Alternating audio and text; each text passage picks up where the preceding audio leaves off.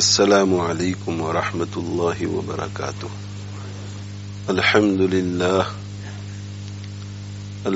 للہ نحمده ونستعینه ونستغفره ونؤمن به ونتوکل علیہ ونعوذ باللہ من شرور انفسنا ومن سیئات اعمالنا. من يهده الله فلا مضل له ومن يضلله فلا هادي له. ونشهد أن لا إله إلا الله وحده لا شريك له. ونشهد أن سيدنا ونبينا ومولانا محمدا عبده ورسوله صلى الله تعالى عليه وعلى آله وأصحابه وبارك وسلم تسليما كثيرا كثيرا. أما بعد، فقال رسول الله صلى الله عليه وآله وسلم: لا يدخل الجنة من كان في قلبه مثقال ذرة من كبر، أو كما قال صلى الله عليه وآله وسلم: رب اشرح لي صدري ويسر لي أمري واحلل عقدة من لساني يفقهوا قولي. سبحانك لا علم لنا إلا ما علمتنا إنك أنت العليم الحكيم. اللهم انفعنا بما علمتنا وعلمنا ما ينفعنا. إن الله وملائكته يصلون على النبي يا أيها الذين آمنوا صلوا عليه وسلموا تسليما. اللهم صل وسلم وبارك على سيدنا ومولانا محمد وعلى آله وأصحابه وأتباعه وأزواجه وذرياته. اللہ تعالی شانہ ہم سب کے خالق ہیں اور ہم سب اللہ کے بندے ہیں.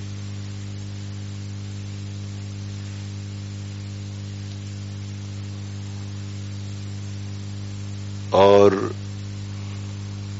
جب ہم اللہ کے بندے ہیں تو ہماری یہ ذمہ داری ہے کہ ہم حق تعالی شانہ کو اپنا مالک اور اپنا آقا سمجھیں اور خود بندے بن کر رہیں.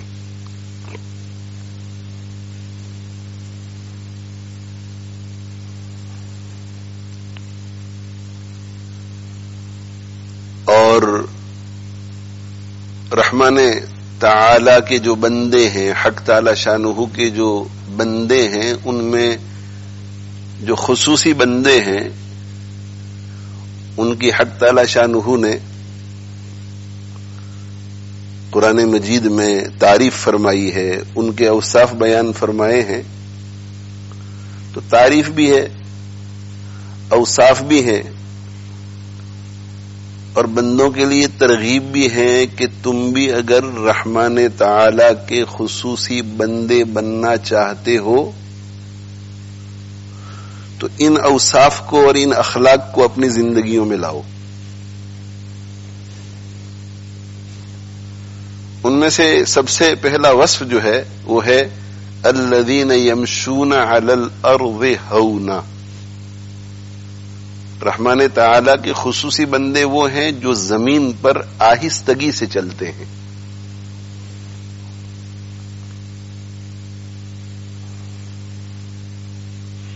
اور آہستگی سے زمین پر چلنے کا مطلب یہ ہے کہ تواضع کے ساتھ چلتے ہیں،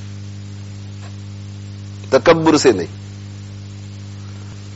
تواضع سے چلنے والا آہستگی سے چلتا ہے اور تکبر سے چلنے والا اکڑ کر چلتا ہے. حق تعالی شانہ نے حضرت لقمان علیہ الصلاۃ والسلام کی کچھ نصیحتیں قرآن میں ذکر کی ہیں. ان میں سے ایک نصیحت یہ ہے کہ وَلَا تُسَعِّرْ خَدَّكَ لِلنَّاسِ، اپنے رخسار کو، اپنے گال کو، اپنے چیک کو لوگوں سے مت پھیرنا.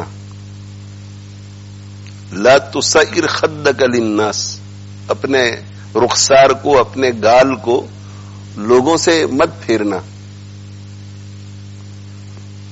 اس کا مطلب یہ ہے کہ کسی کو حقیر سمجھ کر چہرہ مت پھیر لینا، کسی کو حقیر سمجھ کر، خود کو اچھا سمجھ کر، بڑا سمجھ کر اپنے چہرے کو مت پھیر لینا.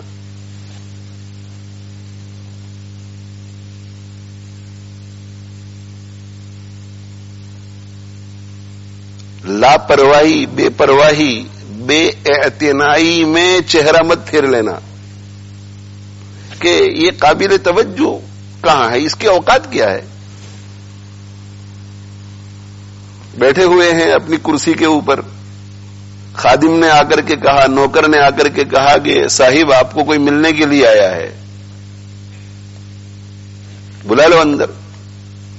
کچھ دوست احباب بھی بیٹھے ہوئے ہیں، وہ آنے والا کمرے سے داخل ہوا اور اس پر نظر پڑی. نظر پڑتے ہی دل دماغ نے یہ فیصلہ کیا کہ یہ تو حقیر شخص ہے، یہ توجہ کے قابل نہیں ہے، یہ اٹینشن کے قابل نہیں ہے، اس کی کوئی حیثیت نہیں ہے. تو اس پر نظر پڑی، نظر پڑتے ہی دوسرے کام میں مشغول ہو گئے. ایسے جی میں آپ سے کیا کہہ رہا تھا، کیا بات ہو رہی تھی بھائی، اب وہ بیچارہ وہاں کھڑا ہے.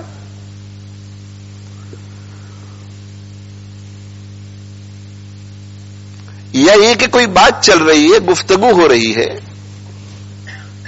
اور اچھے ماحول میں گفتگو ہو رہی ہے، کسی مسئلے پر مفتی صاحب سے گفتگو ہو رہی ہے،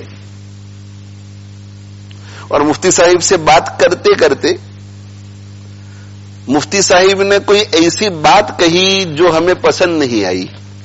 کیا مطلب اس کا؟ اس کا مطلب یہ ہے کہ ہماری جو کسی شرعی مسئلے میں یا کسی آیت کی تفسیر میں یا کسی حدیث کی تشریح میں جو رائے تھی، جو ہم سمجھے تھے کہ اس حدیث کی تفسیر یہ ہوگی، اس آیت کی تشریح یہ ہوگی، یا یہ مسئلہ ایسا ہوگا، لیکن مفتی صاحب کی نظر میں وہ غلط تھا، تو انہوں نے اس کی اصلاح کی.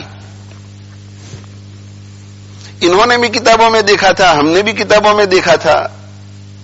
ذہن غلطی کرتا ہے، بھول جاتا ہے آدمی، کبھی کبھی غلط سمجھ لیتا ہے.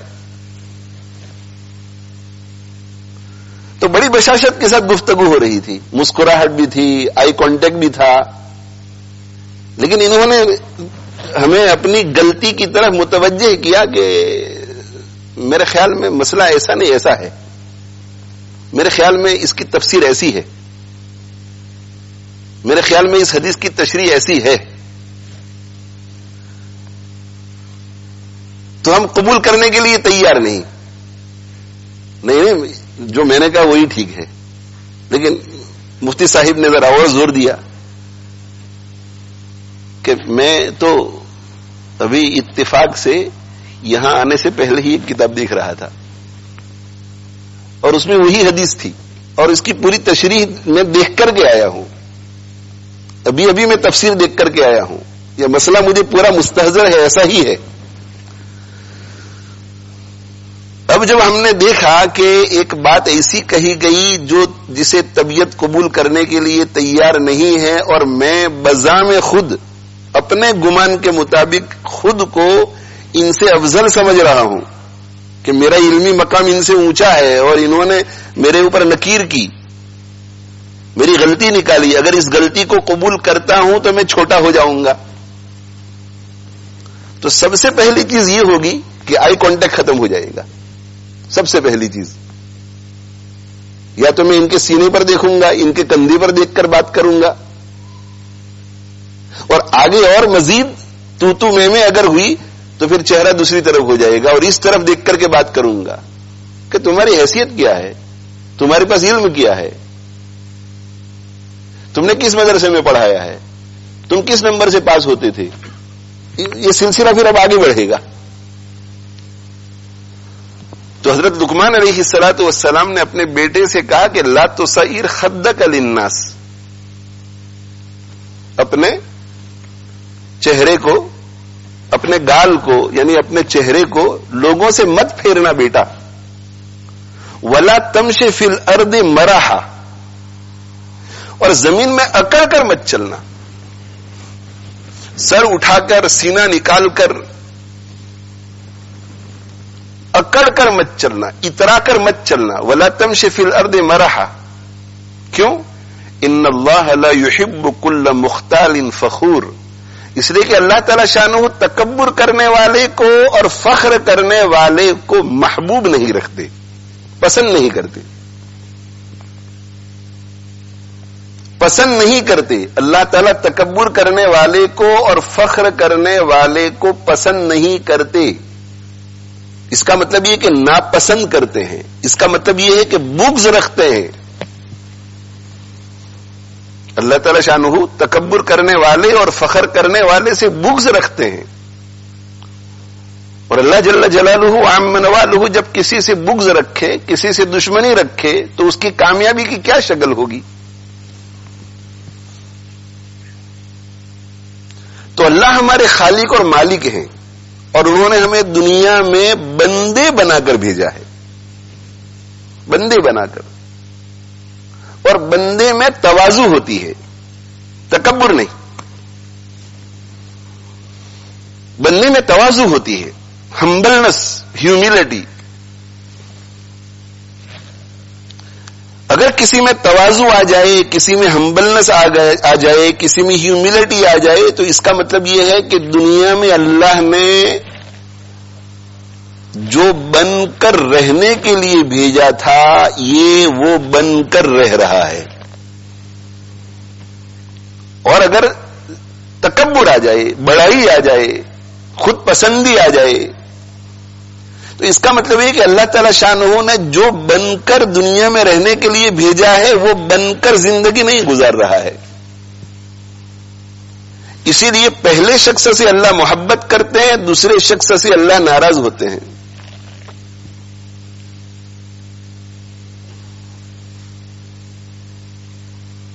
تو حق تعالی شانہ ارشاد فرماتے ہیں کہ رحمان تعالی کے بندے وہ ہوتے ہیں جو زمین پر آہستگی سے چلتے ہیں، الذین یمشون علی الارض ہونا، زمین پہ آہستگی سے چلتے ہیں۔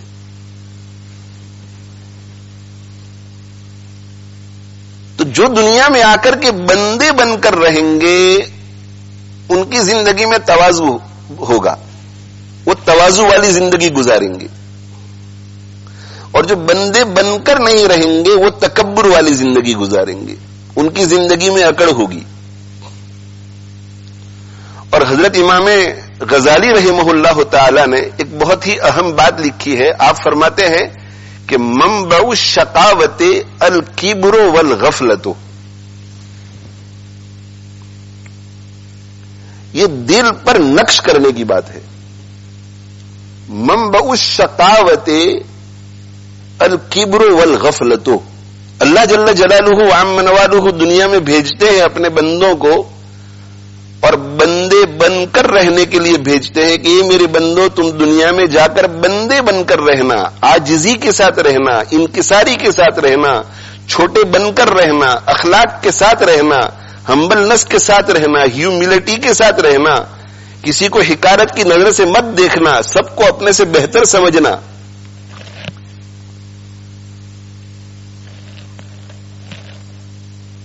اب دنیا میں لوگ آتے ہیں تو قرآن یہ کہتا ہے کہ دنیا میں آنے کے بعد لوگ دو حصوں میں تقسیم ہو جاتے ہیں، کچھ تو وہ ہوتے ہیں جو بندے بن کر رہتے ہیں، اور کچھ وہ ہوتے ہیں جو بندے بن کر نہیں رہتے، ہوتے تو بندے ہی ہیں مگر بندے بن کر نہیں رہتے۔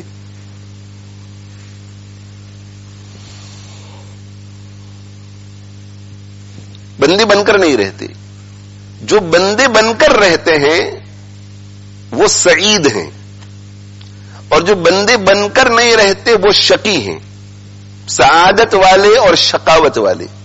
فَمِنْهُمْ شَقِيٌّ وَسَعِيدٌ، لوگوں کے دو حصے ہیں، انسانوں کے دو حصے ہیں، لوگ دو حصوں میں تقسیم ہو جاتے ہیں، ایک جماعت شقاوت والوں کی ہے، دوسری جماعت سعادت والوں کی ہے۔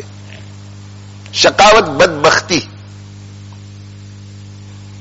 بدبختی برا نصیبہ، بدبختی والے، برے نصیبے والے، برے لک والے، بیڈ لک والے، برے لوگ، اور سعادت والے، خوش بختی والے، اچھے نصیبے والے۔ وَأَمَّا الَّذِينَ سُعِدُوا فَفِي الْجَنَّةِ، جو سعید ہیں وہ جنت میں جائیں گے۔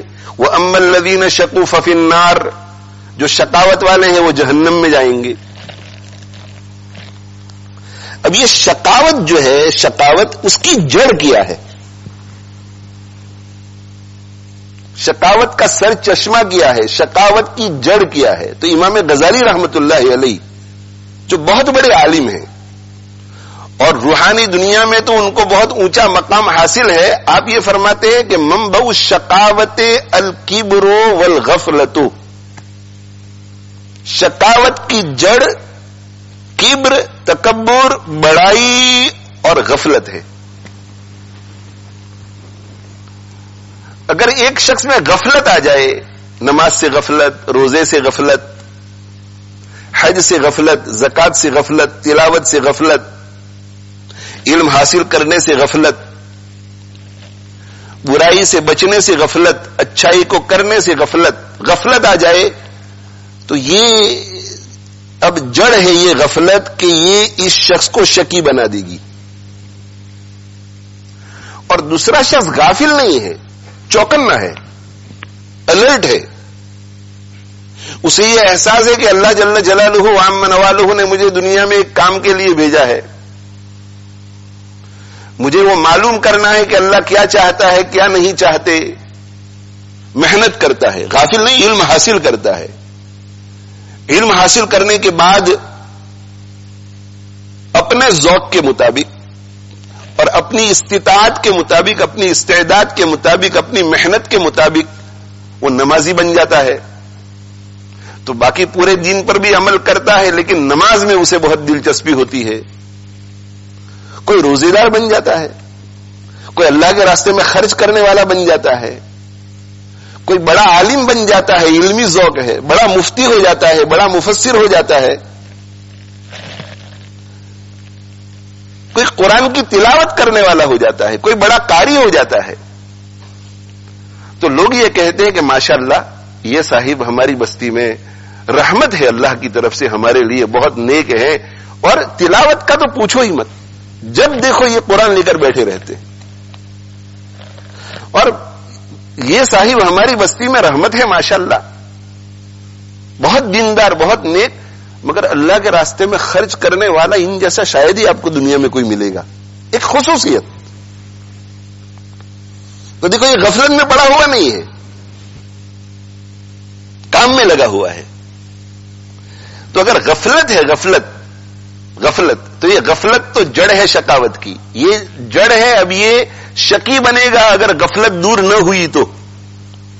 اور انبیاء علیہم الصلاۃ والسلام اور انبیاء علیہم الصلاۃ والسلام کے وارثین علماء کرام، اور پھر علماء کرام کی سرپرستی میں رہنے والے دوسرے لوگ بھی جو دعوت کا کام کرتے ہیں، تبلیغ کا کام کرتے ہیں، دوسروں کو متوجہ کرتے ہیں دین کی طرف، ان کا کام یہی ہوتا ہے کہ غفلت میں پڑے ہوئے لوگوں کو بیدار کریں کہ اس غفلت سے نکلو، اس لیے کہ اگر اس غفلت سے تم نہیں نکلو گے تو تم تو شقاوت کی زندگی گزارو گے اور شقاوت کی موت مرو گے اور جہنم میں جاؤ گے۔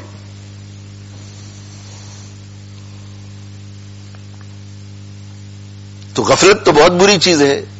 اب غفلت سے نکل آئے، اب یہ دوسرا ایک گروہ غفلت والوں کا ہے اور دوسرا گروہ وہ ہے غفلت میں نے ایمان قبول کر لیا انہوں نے۔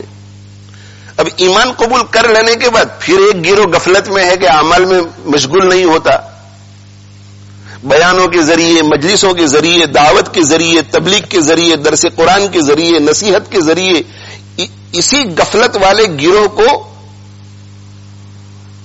ابھارا جاتا ہے، ان کی ہمت افزائی کی جاتی ہے، ان کو انکریج کیا جاتا ہے کہ غفلت سے نکلو، جہنم آ رہی ہے، جنت آ رہی ہے، حشر کا میدان آ رہا ہے، پل صراط آ رہا ہے، قبر آ رہی ہے، موت آنے والی ہے، دنیا میں بھی اللہ کی پکڑ ہو سکتی ہے،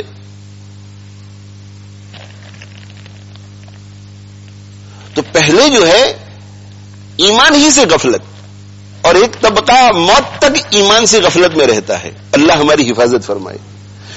دوسرا طبقہ اس اعتبار سے سعید ہو جاتا ہے کہ وہ آ جاتا ہے ادھر، غفلت میں نہیں رہتا ہے، ایمان قبول کر لیتا ہے. ایمان قبول کرنے کے بعد پھر دو طبقے ہو جاتے ہیں. ایک طبقہ وہ جو اعمال سے غفلت میں رہتا ہے، یہ بھی خطرے میں ہے، یہ بھی شقاوت کی طرف جا رہا ہے.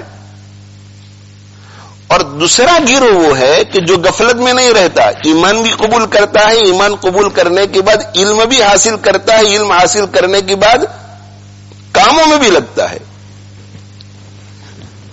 تو پہلے گروہ پر تو شیطان نے محنت کر کے ایمان سے غفلت میں رکھا، ایمان سے غفلت میں پڑے رہے تو اس غفلت کی وجہ سے شقاوت کی طرف جائیں گے. دوسرا گروہ ایمان لے آیا، ایمان لانے کے بعد ان کو اعمال سے غفلت میں رکھا، عمل نہیں کرنے دیتا، نیک عمل نہیں کرنے دیتا، گناہوں سے نہیں بچنے دیتا. اس میں مختلف درجات ہیں کہ نماز تو پڑھتا ہے مگر زکات نہیں دیتا، نمازی بھی پڑھتا ہے، زکات بھی دیتا ہے، حج کرنے کے لیے تیار نہیں ہوتا، کسی نہ کسی درجے میں غفلت میں ڈالے رکھتا ہے. تو یہ بھی غفلت کی وجہ سے شقاوت کی طرف جائیں گے، شقاوت کی وجہ سے جہنم میں جائیں گے. یہ تیسرا طبقہ جو ہے وہ غفلت سے بچ گیا، پورا الرٹ ہے کہ مجھے آخرت کے لیے کیا کرنا ہے. تو علم حاصل کرتا ہے، علم حاصل کرنے کے بعد پھر عمل میں بھی لگتا ہے، گناہوں سے بھی بچتا ہے. اب یہ غافل ہو نہیں رہا ہے، غافل ہو نہیں رہا ہے. تو امام غزالی رحمۃ اللہ علیہ فرماتے ہیں کہ شقاوت کی دو کنجیاں ہیں، شقاوت کی دو جڑ ہیں، شقاوت کے لیے دو کام ہیں، دو ہتھیار ہیں جنہیں شیطان استعمال کرتا ہے. ایک تو ہے غفلت، یہ غفلت پر نہیں آ رہا ہے تو اب اسے نمازی بنا دے گا، اور نمازی بنا کر اس میں دل میں اپنی نماز کا کبر پیدا کر دے گا کہ اس مسجد کے اندر میرا جیسا نمازی کوئی نہیں ہے. اتنے سال ہو گئے، سب سے پہلے مسجد میں ہی آتا ہوں، دروازہ میں ہی کھولتا ہوں مسجد کا.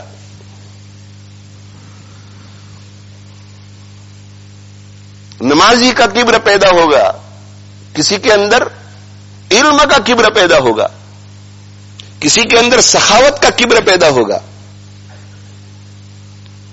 کسی کے اندر ہوشیاری کا کبر پیدا ہوگا. کبر سے بھی راہ مارتا ہے. تو حضرت امام غزالی رحمۃ اللہ علیہ فرماتے ہیں کہ منبع الشقاوت، شقاوت کی جڑ، شقاوت کا چشمہ، جہاں سے شقاوت پھوٹتی ہے، جہاں سے شقاوت نکلتی ہے، شقاوت کا روٹ وہ کیا ہے؟ غفلت اور کبر. تو پہلے تو غفلت سے نکلو، اور اگر غفلت سے نکل گیا تو کبر میں مبتلا ہو جائے گا. اس لیے دیندار لوگوں کو، جو نمازی ہے، جو حج عمرہ کرتے ہیں، جو جماعت میں جاتے ہیں، جو مشائخ سے تعلق رکھتے ہیں، ذکر و اذکار کرتے ہیں، سلوک طے کر رہے ہیں، جو مدرسے میں پڑھ رہے ہیں، علم حاصل کر رہے ہیں، جو مدرسے میں پڑھا رہے ہیں، امامت کرا رہے ہیں، منبر سے بیانات کرتے ہیں، تلاوت خوب کرتے ہیں، روزے خوب رکھتے ہیں، چاہے مرد ہو یا عورت، انہیں اپنے اوپر نظر رکھنی پڑے گی.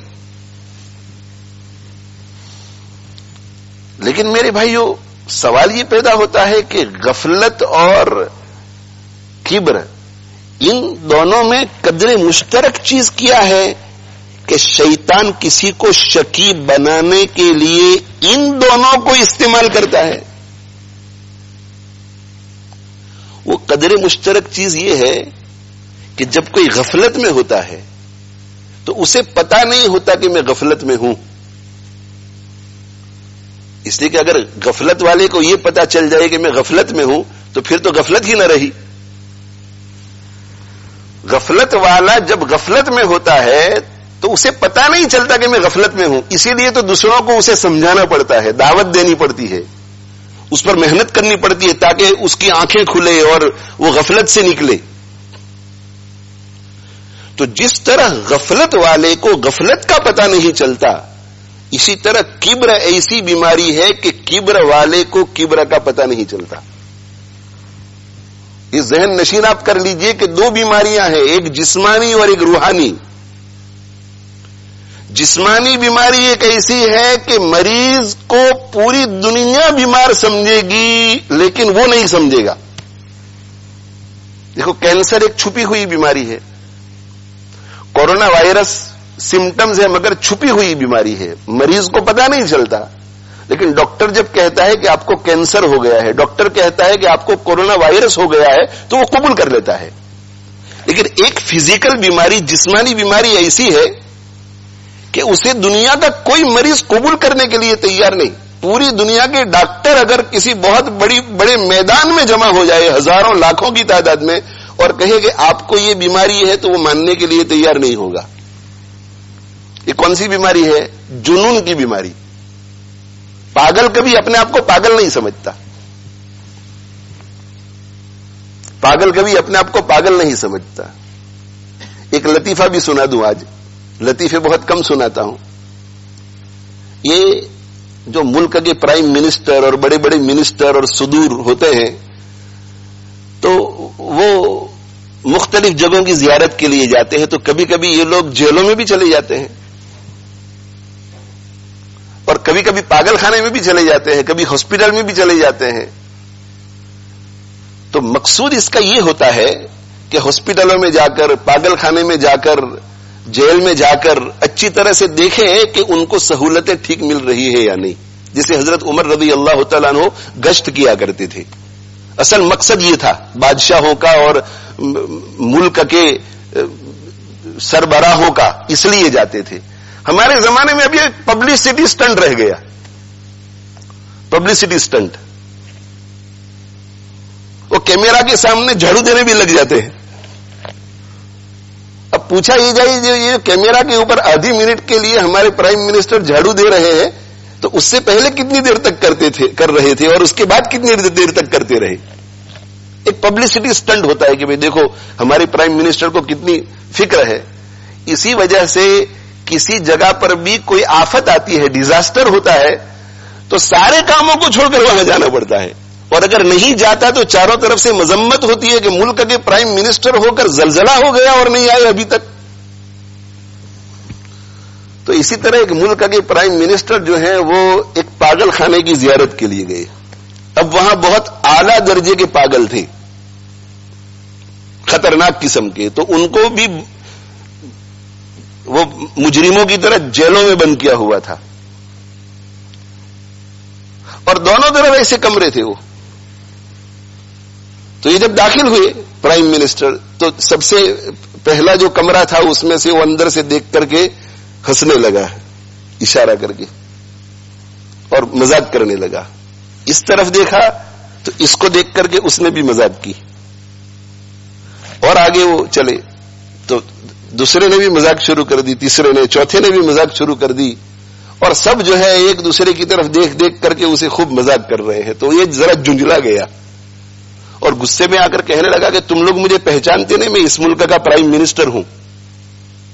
تو ان میں سے ایک کہنے لگا کہ آپ کا دماغ چند مہینوں میں ٹھیک ہو جائے گا, ہم بھی جب یہاں آئے تھے تو یہی کہا کرتے تھے,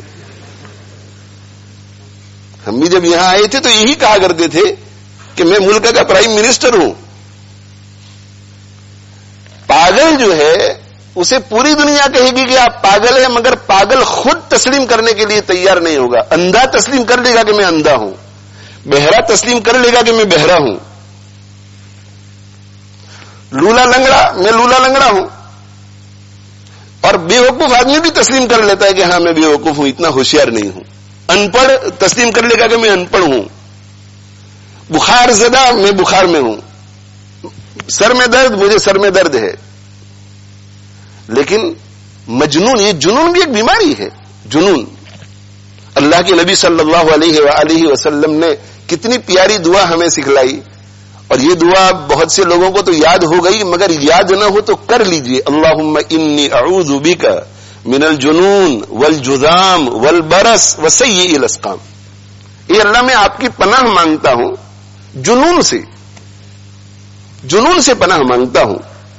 اس لیے کہ میرے بھائیوں, مجنون جو ہے کبھی کبھی پیدائشی مجنون ہوتا ہے اور کبھی کبھی عقل مند بھی مجنون ہو جاتا ہے. اللہ آنکھوں کی روشنی سلب کر سکتا ہے, اللہ کانوں کے سننے کی طاقت سلب کر سکتا ہے، اللہ بولنے کی طاقت سلب کر سکتا ہے، اللہ عقل کو سلب کر سکتا ہے.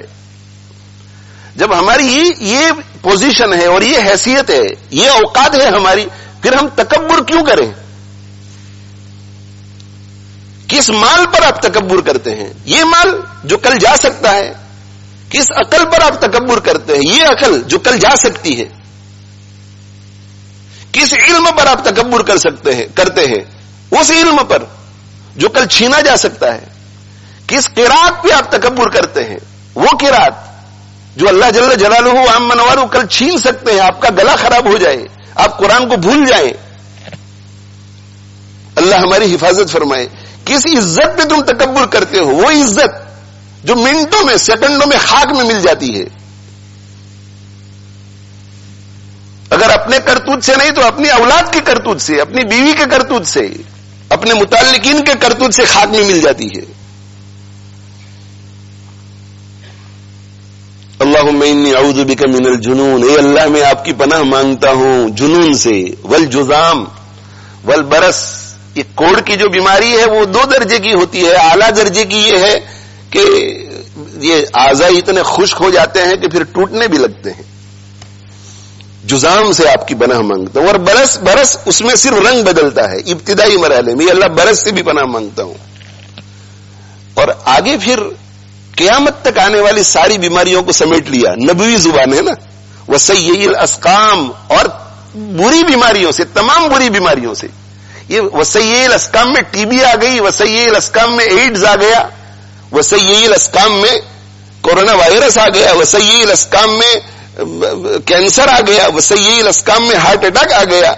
اگر کوئی آہوزاری کے ساتھ دل لگا کر اس دعا کو کرے گا تو اللہ تعالی شانہ اسے موذی امراض سے محفوظ رکھیں گے، الا یہ کہ اللہ تعالی شانہ اس کو وہ بیماری دے کر اس کے درجات کو بلند کرنا چاہتے ہیں یا شہادت کا مقام ادا کرنا چاہتے ہیں.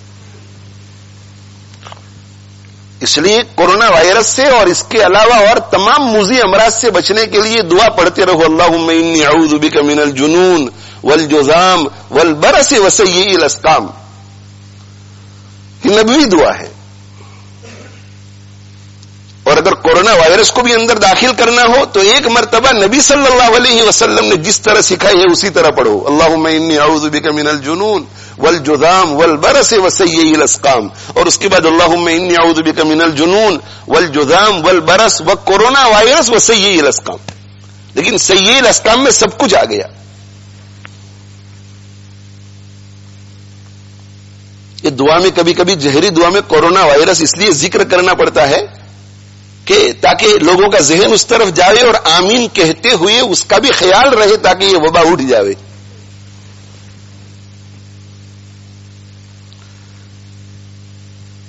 تو جنون جسمانی مرض ہے جس کا پتہ نہیں چلتا، اور روحانی امراض میں ہر بیماری کا پتہ چل سکتا ہے. یا تو خود پتہ چلے گا یا کسی کے کہنے کی وجہ سے. کیبر ایک ایسی بیماری ہے جس کو مریض کبھی بھی قبول کرنے کے لیے تیار نہیں ہوتا. مریض کبھی قبول کرنے کے لیے تیار نہیں ہوتا. آپ کو نظر آئے گا کہ میرے اندر تکبر ہے، آپ کو نظر آئے گا کہ میرے اندر تکبر ہے، انہیں نظر آئے گا کہ میرے اندر تکبر ہے، پوری مسجد کو نظر آئے گا، پورے خاندان کو نظر آئے گا، مگر مجھے نظر نہیں آئے گا. اور اگر کوئی مجھے متوجہ کرے تو میں ماننے کے لیے اس لیے تیار نہیں ہوں گا کہ مجھے نظر ہی نہیں آ رہا ہے، وہ پاگل کی طرح.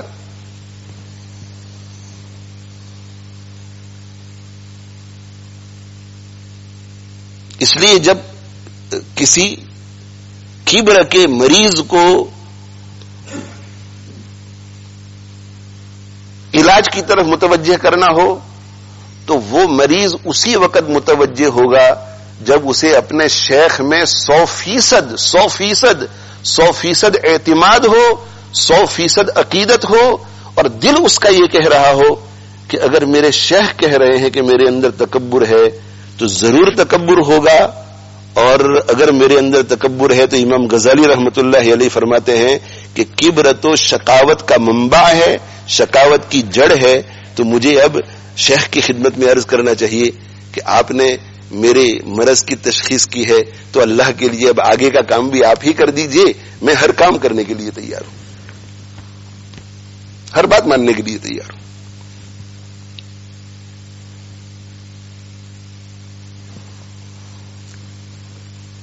جنون اور کبر وہ ایک جسمانی بیماری، ایک روحانی بیماری.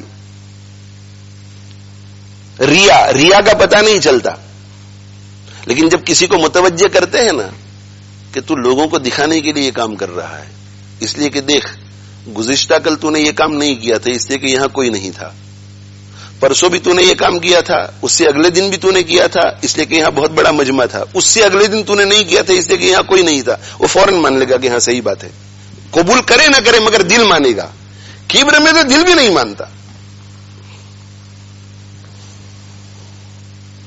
اسی لیے حدیث شریف میں یہ جو لفظ آتا ہے بطرن، من جر ایزارہ بطرن، جو شخص اپنی لونگی کو یا اپنی ٹراؤزر کو یا اپنی ازار کو نیچے جو بھی چیز پہنی ہوئی ہے اوپر سے نیچے کی طرف جاتی ہے، یا اپنے جبے کو ٹخنوں سے اوپر لے جاتا ہے اور نیچے لٹکاتا ہے تکبر کی وجہ سے. من جر ایزارہ بطرن، تکبر سے. ایسا شخص جنت میں داخل نہیں ہوگا. لا يدخل الجنت من جر ازارہ بطرن.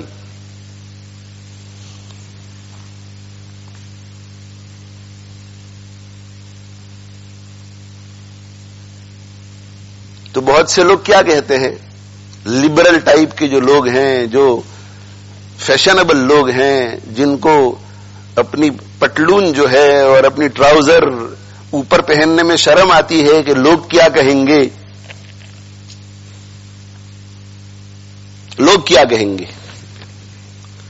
تو پتلون جو ہے اسے یہ ٹخنے سے ذرا 1 انچ اوپر کرنے میں ان کو شرم آتی ہے، اور بالکل یہاں تک لے جا کر کے شورٹس پہننے میں ان کو شرم نہیں آتی. یہ جو یہاں تک میں شرم آتی ہے 1 انچ میں، وہ 4-5 فٹ اوپر لے جاتے ہیں، اس میں ان کو شرم نہیں آتی. کیوں بھائی، کیوں شرم نہیں آتی؟ اس لیے کہ ایک مخصوص طبقہ ہے جس کو سامنے رکھ کر کے وہ پہنتے ہیں. تو ان کے ذہن میں ایسا ہے کہ جس طبقے کے کو سامنے رکھ کر ہم پہن رہے ہیں ان کو شارٹس میں بھی کوئی اشکال نہیں ہے، اور ٹخنوں سے اوپر چلی جائے تو بھی اشکال نہیں ہے، بلکہ فیشن یہی ہے. یہ اوپر اگر رکھیں گے تو اشکال ہوگا. یہاں اس لیے وہ ٹخنوں سے اوپر نہیں رکھتے، ٹخنوں سے اوپر نہیں رکھتے. اور وہ کیا کہتے ہیں کہ حدیث شریف میں یہ ہے کہ جو تکبر سے ایسا کرے گا، اور میں تکبر سے نہیں کر رہا ہوں. اب اس کا آپ کو ایک جواب آج بہت عمدہ مل گیا. جو بھی آپ کو یہ کہے کہ میں تکبر سے نہیں کر رہا ہوں، حدیث میں تو یہ ہے کہ جو تکبر سے کرے، میں تکبر سے نہیں کر رہا ہوں. تو میں یہی کہا کرتا ہوں کہ دنیا میں ایسا کوئی متکبر مجھے ڈھونڈ کر کے لا کر کے دو جو یہ کہے کہ میں تکبر کر رہا ہوں. یہ تو بیماری ہے ایسی کہ پتہ ہی نہیں چلتا. اور اگر تکبر کی وجہ سے آپ نہیں کر رہے ہیں تو چلو پھر 1 ہفتے کے لیے ایک ایسی ٹراؤزر سلوا لو جو شریعت مطہرہ کے مطابق ہو اور وہ پہن کر دکھا دو. چلو تکبر نہیں ہے، تو تکبر نہیں ہے تو 1 ہفتے کے لیے شریعت مطہرہ والی پٹلون سلوا کر کے 1 ہفتے کے لیے پہن کر کے دفتر میں کام کرنے کے لیے جاؤ، تاکہ ہمیں پتہ چل جائے کہ واقعی آپ تکبر کی وجہ سے نہیں کر رہے ہیں. تکبر ایک ایسی چیز ہے جو مخفی ہے، جس کا انسان کو پتہ نہیں چلتا. اسی لیے حدیث کے الفاظ کو دیکھ کر کے ہم عمل نہیں کر سکتے، ہمیں ان کے پاس جانا پڑے گا حدیثوں کو سمجھنے کے لیے، عمل کرنے کے لیے، جنہوں نے اپنی پوری لائف اس علم کے پیچھے ڈیڈیکیٹ کی ہے. تو جب ہم ان کو پوچھتے ہیں تو وہ یہ کہتے ہیں کہ تکبر تو پتہ نہیں چلتا کہ تکبر ہے یا نہیں، تکبر ہے یا نہیں پتہ نہیں چلتا. اور اللہ کے نبی صلی اللہ علیہ وسلم نے فرمایا کہ تکبر کے ساتھ پہنے تو ناجائز، تکبر کے ساتھ لٹکائے تو ناجائز، اور تکبر کے بغیر لٹکائے تو جائز. تو جب پتہ ہی نہیں چلتا تو اس کا مطلب کیا ہے؟ تو اس کا مطلب یہ ہے کہ جو جان بوجھ کر انٹینشنلی ایسی شلوار ازار پٹلون سلواتا ہے کہ لمبی رہے انٹینشنلی، اور پہنتے وقت بھی انٹینشنلی اوپر رکھتا ہے، تو انٹینشنلی کرنا یہ دلیل ہے کہ تکبر سے کر رہا ہے. اور دوسرا آدمی انٹینشنلی نہیں کر رہا ہے، اس نے پہنی تھی یہاں تک اور سلوائی بھی یہاں تک ہی ہے، مگر باڈی ایسی ہے، پیٹ ایسا ہے کہ تھوڑی تھوڑی دیر کے بعد ایسے نیچے پھسل جاتی ہے، وہ اوپر ایسے چڑھاتا ہے، پھسل جاتی ہے، اوپر چڑھاتا ہے، اور چڑھانے کے بعد پھسل گئی تو اب کام میں ایسا لگ گیا کہ اسے پتا ہی نہیں ہے. اب یہ نیچے اتری ہوئی ہے، یہ ان انٹینشنلی ہے، یہ ہے تکبر کے بغیر.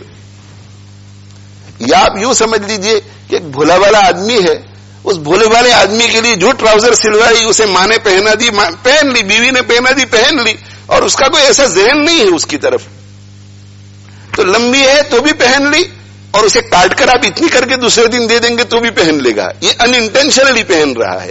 ان انٹینشنلی اوپر ہو یہ تکبر کے بغیر ہے، اور انٹینشنلی ہو تو یہ تکبر کے ساتھ ہے.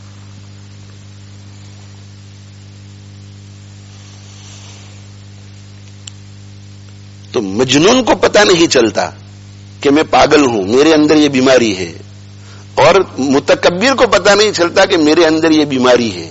لیکن دونوں میں ایک فرق ہے، وہ فرق یہ ہے کہ مجنون جو ہے، مجنون جنون میں جو کچھ بھی کرتا ہے اللہ کے یہاں مواخذہ نہیں، اس لیے کہ وہ معذور ہے، اس کی عقل ہی سلب کر لی گئی ہے. اور متکبر جو ہے وہ اللہ کے یہاں معذور نہیں ہے، اس لیے کہ اس کی عقل ابھی باقی ہے.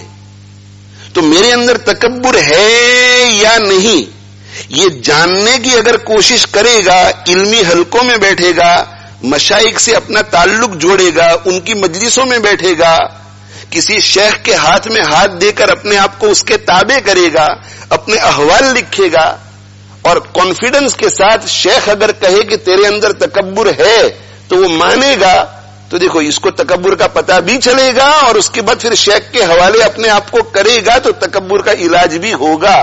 تو یہ معذور نہیں ہے، یہ معذور نہیں، یہ علاج کر سکتا ہے، علاج جان سکتا ہے، اس کے باوجود نہیں کرتا، اس لیے دنیا میں بھی اس کی پکڑ ہوگی اور آخرت میں بھی اس کی پکڑ ہوگی.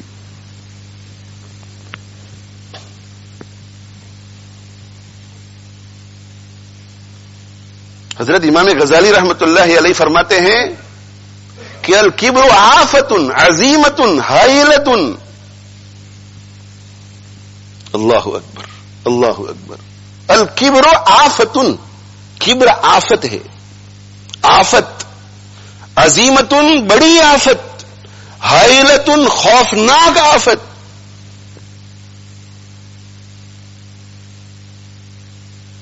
اور یہ ایسی آفت ہے یہ کبر کہ یہلک بہا الخواص من الخلق. اللہ اکبر، اللہ اکبر. اس سے آپ اندازہ لگاؤ، اس سے اندازہ لگاؤ کہ یہ کتنی خطرناک بیماری ہے. حضرت امام غزالی رحمت اللہ علیہ فرماتے ہیں کہ یہ خوفناک، خطرناک، عظیم الشان بیماری ہے، یہ بہت بڑی بیماری، ہولناک بیماری، گھبرا دینے والی بیماری، بہت بڑی بیماری ہے.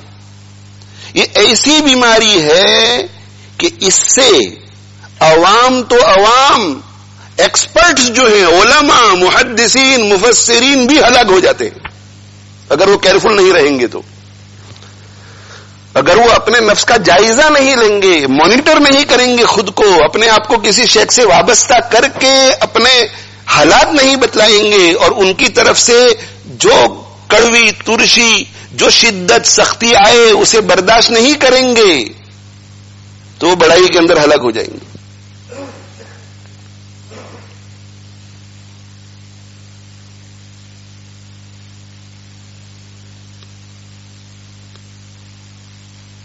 حضرت شیخ الحدیث مولانا زکریا صاحب رحمت اللہ علیہ نے اس بیماری کو ام الامراض کہا ہے. یہی بات، بیماریوں کی جڑ، ام الامراض، بیماریوں کی جڑ. اس کا مطلب یہ ہے کہ یہ بیماری اگر ہو گئی تو پھر بہت ساری بیماریاں ہوں گی. جیسے جسمانی بیماریوں میں بھی ہوتا ہے، ہمارے ڈاکٹر حضرات کہتے ہیں کہ بھائی بلڈ پریشر کو کنٹرول کرو، شوگر کو کنٹرول کرو، بلڈ پریشر، شوگر، اگر یہ دونوں چیزیں کنٹرول میں نہیں رہے گی تو پھر بہت ساری بیماریاں ہو جائیں گی. ہمارے ڈاکٹر حضرات کہتے ہیں کہ یہ قبض جو ہے، یہ کانسٹیپیشن، اس کو کنٹرول کرو. یہ کنٹرول نہیں کریں گے تو فنا بیماری ہو جائے گی، فنا بیماری ہو جائے گی، فنا بیماری ہو جائے گی. اور یہ جو یونانی دوا، یونانی ہربل میڈیسن ہے، انہوں نے تو قبض کو، کانسٹیپیشن کو ام الامراض کہا ہے. تو یہ چھوٹی موٹی جتنی بیماریاں ہیں ان بیماریوں کو لائٹلی نہیں لینا چاہیے، جسمانی بیماریوں کو بھی، اور ڈاکٹروں سے مشورہ لینا چاہیے اور ان سے، طبیبوں سے مشورہ لے کر وہ جو مشورہ دے اس پر عمل کرنا چاہیے تاکہ ہماری زندگی عافیت کے ساتھ گزرے. اور عافیت والی زندگی جب ہوگی تو اللہ جل جلالہ و عم منوالہ کی ولایت حاصل کرنا آسان ہو جائے گا.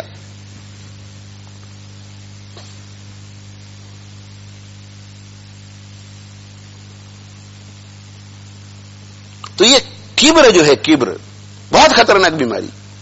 اور حضرت امام غزالی رحمت اللہ علیہ مزید فرماتے ہیں کہ یہ کبر جو ہے، کبر، یہ جنت کے دروازوں کو بند کر دیتا ہے. یہ کبر جو ہے یہ جنت کے دروازوں کو بند کر دیتا ہے. کیا مطلب؟ اس کی تفصیل بھی کی ہے. اس کی تفصیل یہ ہے کہ امام غزالی رحمت اللہ علیہ فرماتے ہیں کہ جنت کے دروازے کھلتے ہیں حسن اخلاق کی بنیاد پر.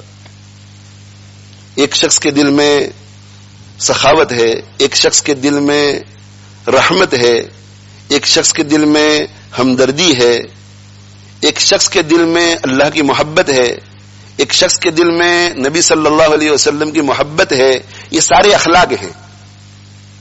اور دل میں جیسے اخلاق، اعمال ویسے ہی. دیکھو، اللہ کی محبت ہوگی تو ذکر اللہ پر آپ آ جائیں گے، اللہ کی محبت ہوگی تو قرآن کی تلاوت پر آپ آ جائیں گے، اللہ کی محبت ہوگی تو دوسرے بھی بہت سارے اعمال آئیں گے، لمبی لمبی نفلیں پڑھیں گے. آپ کا دل چاہے گا کہ میں حرمین شریفین جاؤں اللہ کو راضی کرنے کے لیے. دل میں اللہ کے نبی صلی اللہ علیہ وسلم کی محبت ہوگی تو سنتیں آئیں گی زندگی میں، درود شریف آئے گا زندگی میں. دل میں اگر ہمدردی ہوگی، خیر خواہی ہوگی مخلوق کے لیے، جانوروں کے لیے، تو تکلیف نہیں پہنچائے گا، تکلیف والوں کو مدد کرے گا، بھوکے کو کھانا کھلائے گا، پیاسے کو پانی پلائے گا. آپ نے دیکھا، یہ اصل ہے. یہ اور اس کے اندر اگر برائی ہے، اس کے اندر اللہ کی محبت نہیں ہے تو ذکر نہیں کرے گا، اس کے اندر اللہ کی محبت نہیں تو نماز نہیں پڑھے گا، اس کے اندر اللہ کی محبت نہیں تو وہ قرآن نہیں پڑھے گا، اس کے اندر اگر اللہ کی محبت نہیں تو اللہ کے گھر سے محبت نہیں ہوگی تو حرم شریف نہیں جائے گا. یہاں اگر اللہ کے نبی صلی اللہ علیہ وسلم کی محبت نہیں ہوگی تو زندگی میں سنتیں نہیں آئیں گی. یہاں اگر دل میں سخاوت اور جنروسٹی نہیں ہوگی تو خرچ نہیں کرے گا. تو اخلاق اگر دل کے اچھے ہو جائیں، بیعت اسی لیے ہوتے ہیں شیخ کے ساتھ تاکہ اس کی سرپرستی میں یہ دل کے اخلاق اچھے ہو جائیں، برے اخلاق نکل جائیں، اچھے اخلاق آ جائیں. دل کے اخلاق اگر اچھے ہو گئے تو اعمال کا وجود ہوگا، اچھے اچھے اعمال. اذا صلحت صلح الجسد كله، جب یہ درست ہو جاتا ہے تو پورا جسم درست. اب آنکھوں سے اچھے اعمال نکل رہے ہیں، کانوں سے اچھے اعمال نکل رہے ہیں، زبان سے اچھے اعمال نکل رہے ہیں، ہاتھوں سے، پیروں سے، دماغ سے اچھے اچھے اعمال صادر ہو رہے ہیں. اور اچھے اعمال صادر ہو جاتے ہیں تو پھر آدمی جنت میں جاتا ہے. وَتِلْكَ الْجَنَّةُ الَّتِي أُورِثْتُمُوهَا بِمَا كُنْتُمْ تَعْمَلُونَ، یہ وہ جنت ہے جو تمہیں دی گئی ہے تمہارے اعمال کی وجہ سے. تو جنت میں، جنت کے دروازے کھلتے ہیں اور جنت میں انسان جاتا ہے اعمال کی وجہ سے، اور اعمال زندگی میں آتے ہیں اچھے اخلاق کی وجہ سے، اچھے اخلاق کی وجہ سے. امام غزالی رحمت اللہ علیہ فرماتے ہیں کہ کبر جو ہے وہ جنت کے دروازوں کو بند کر دیتا ہے. اس کا کیا مطلب؟ اس کا مطلب یہ کہ جب تک دل میں تکبر رہے گا وہاں تک دوسرے اخلاق دل میں راسخ نہیں ہو سکیں گے. یہ کبر جو ہے وہ دوسرے اخلاق کو آنے ہی نہیں دے گا، دل میں نہیں آنے دے گا، نہیں آنے دے گا. دل میں سخاوت کو نہیں آنے دے گا، یہ دل میں ہمدردی کو نہیں آنے دے گا، دل میں خیر خواہی کو نہیں آنے دے گا، دل میں اللہ کی محبت کو نہیں آنے دے گا. دل میں اللہ کے رسول صلی اللہ علیہ وسلم کی محبت کو نہیں آنے دے گا، دل میں توکل کو نہیں آنے دے گا، دل میں تفویض کو نہیں آنے دے گا، دل میں رضا کو نہیں آنے دے گا، دل میں تسلیم کو نہیں آنے دے گا، دل میں صبر کو نہیں آنے دے گا، دل میں شکر کو نہیں آنے دے گا. اب جب اچھے اخلاق ہی دل میں نہیں آ رہے ہیں تو اچھے اعمال کیسے صادر ہوں گے؟ اور اچھے اعمال صادر نہیں ہوں گے تو دروازے بند جنت کے.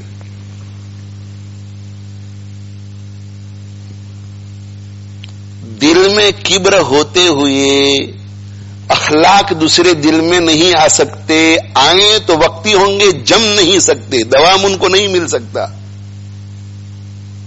اور اگر اخلاق نہیں تو اعمال نہیں، اعمال نہیں تو جنت کے دروازے بند. اب اگر کوئی شخص یہ کہے کہ میں نے تو اپنی اصلاح نہیں کرائی ہے، مجھے پتا نہیں تکبر ہے یا نہیں ہے، مگر اصلاح نہیں کرائی تو تکبر ضرور ہوگا، لیکن میں تو بہت سارے دوسرے عمل اچھے اچھے کر رہا ہوں. یہ جو اچھے اچھے عمل آپ کو نظر آ رہے ہیں وہ آپ اچھے سمجھ رہے ہیں. کبر اگر ہے کبر تو دوسرے اوصاف کو دل میں جگہ نہیں ملتی، دوسرے اخلاق کو. اب اگر کوئی سخاوت کر رہا ہے، سخاوت تو ایسا سمجھ رہا ہے کہ سخاوت میں کر رہا ہوں حالانکہ میری اصلاح نہیں ہوئی ہے، میرے اندر کبر ہو سکتا ہے. ارے اللہ کے بندے، یہ سخاوت بھی تو کر رہا ہے تو بڑا بننے کے لیے کر رہا ہے، یہ کبر کے لیے کر رہا ہے، دل میں ابھی سخاوت نہیں آئی ہے.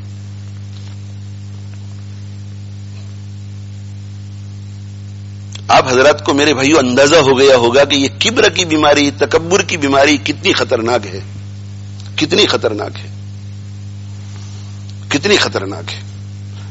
دنیا میں قدم قدم پر یہ آپ کو نقصان پہنچائے گی، قدم قدم پر. متکبر آدمی لڑاکو ہوتا ہے، متکبر آدمی چھوٹی چھوٹی باتوں میں لڑ پڑتا ہے، متکبر آدمی گالی بولتا ہے، متکبر آدمی کڑوی بات بولتا ہے، متکبر آدمی آپ کو توڑ دیتا ہے، متکبر آدمی لوگوں کے سامنے آپ کو ذلیل کرتا ہے. تو میرے بھائی، تیری اگر کوئی عزت کرتا ہے، عزت نہیں، تجھ سے ڈرتے ہیں، اپنی عزت کی حفاظت کرتے ہیں. ورنہ قدم قدم پہ ہر شخص تجھے متکبر سمجھتا ہے اور تیرے پیچھے باتیں بھی تیری کرتے ہوں گے کہ آ گیا وہ بڑے ماتھے والا. دنیا میں بھی قدم قدم پر. اور تکبر ہوگا تو بیوی کے سامنے بھی ظاہر ہوگا. بیوی بھی اس معاملے میں اپنے شوہر کو حقیر سمجھے گی. اولاد کے سامنے بھی کبر کا ظہور ہوگا، وہ بھی بری نظر سے دیکھیں گے. ہمیں ایسا، متکبر کو ایسا لگتا ہے کہ پوری دنیا میری بہت عزت کرتی ہے، حالانکہ اس کی اتنی بھی عزت نہیں ہوتی، اتنی بھی ہو ہی نہیں سکتا. اس لیے کہ اللہ کے نبی صلی اللہ علیہ وآلہ وسلم کی زبان مبارک سے جو لفظ نکلتا ہے تو سورج مشرق سے نکلنے کے بجائے مغرب سے نکل سکتا ہے، آسمان اور زمین اوپر تلے ہو سکتے ہیں، ساتوں سمندر خشک ہو سکتے ہیں، لیکن میرے آقا صلی اللہ علیہ وآلہ وسلم کی زبان مبارک سے نکلے ہوئے الفاظ غلط نہیں ہو سکتے. آپ نے ارشاد فرمایا کہ ومن تکبر وضعہ اللہ، جس کے دل میں تکبر ہوگا اللہ اس کو ذلیل کرے گا. جس کے دل میں تکبر ہوگا اللہ اسے ذلیل کرے گا، اللہ اسے ذلیل کرے گا. دنیا میں بھی ذلیل کرے گا، اپنوں کے سامنے بھی، پرایوں کے سامنے بھی، موت کے وقت بھی ذلیل، قبر میں بھی ذلیل، قیامت کے دن بھی ذلیل. اللہ کے نبی صلی اللہ علیہ وآلہ وسلم کا ارشاد ہے کہ جن کے دلوں میں تکبر ہوگا ان کا قیامت کے دن حشر اس حالت میں ہوگا. صورت ہے تو ان کی انسان کی ہوگی مگر حجم ان کا، سائز ان کا چھوٹی چھوٹی چونٹیوں جیسا ہوگا، چونٹیوں جیسا. میدان محشر میں 6-6 فٹ کے انسان چل رہے ہوں گے، وہاں چونٹیوں کی سائز میں وہ آئیں گے. اور اللہ کے نبی صلی اللہ علیہ وسلم نے ارشاد فرمایا کہ چاروں طرف سے ان پر ذلت چھا رہی ہوگی. یغشاہم الذل من کل مکان، چاروں طرف سے ذلت ان پر چھا رہی ہوگی، یعنی آخرت میں ذلت ہی ذلت ہوگی ان کے لیے.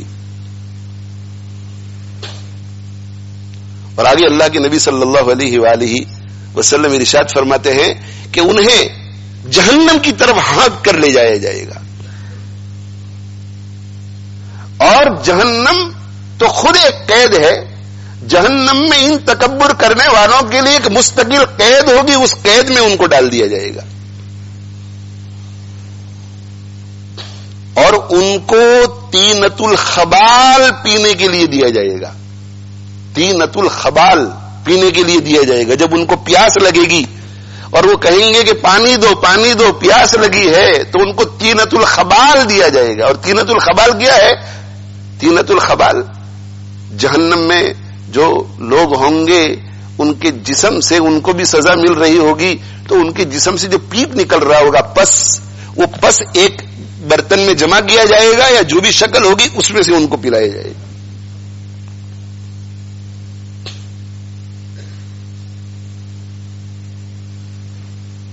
ہر جگہ ذلیل, ہر جگہ ذلیل. اللہ کے نبی صلی اللہ علیہ وآلہ وسلم کیا ارشاد فرماتے ہیں؟ اللہ اکبر اللہ اکبر. وہ رحمت للعالمین, ان کی زبان پر یہ بات آئی کہ میں فلاں شخص سے بغض کرتا ہوں. رحمت للعالمین یہ کہے کسی کے لیے کہ مجھے فلاں شخص سے بغض ہے.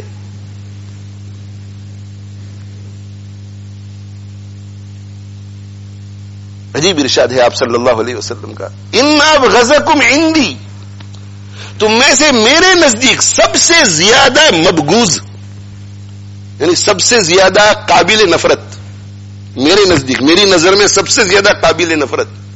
وابعدکم منی مجلسا یوم القیامہ.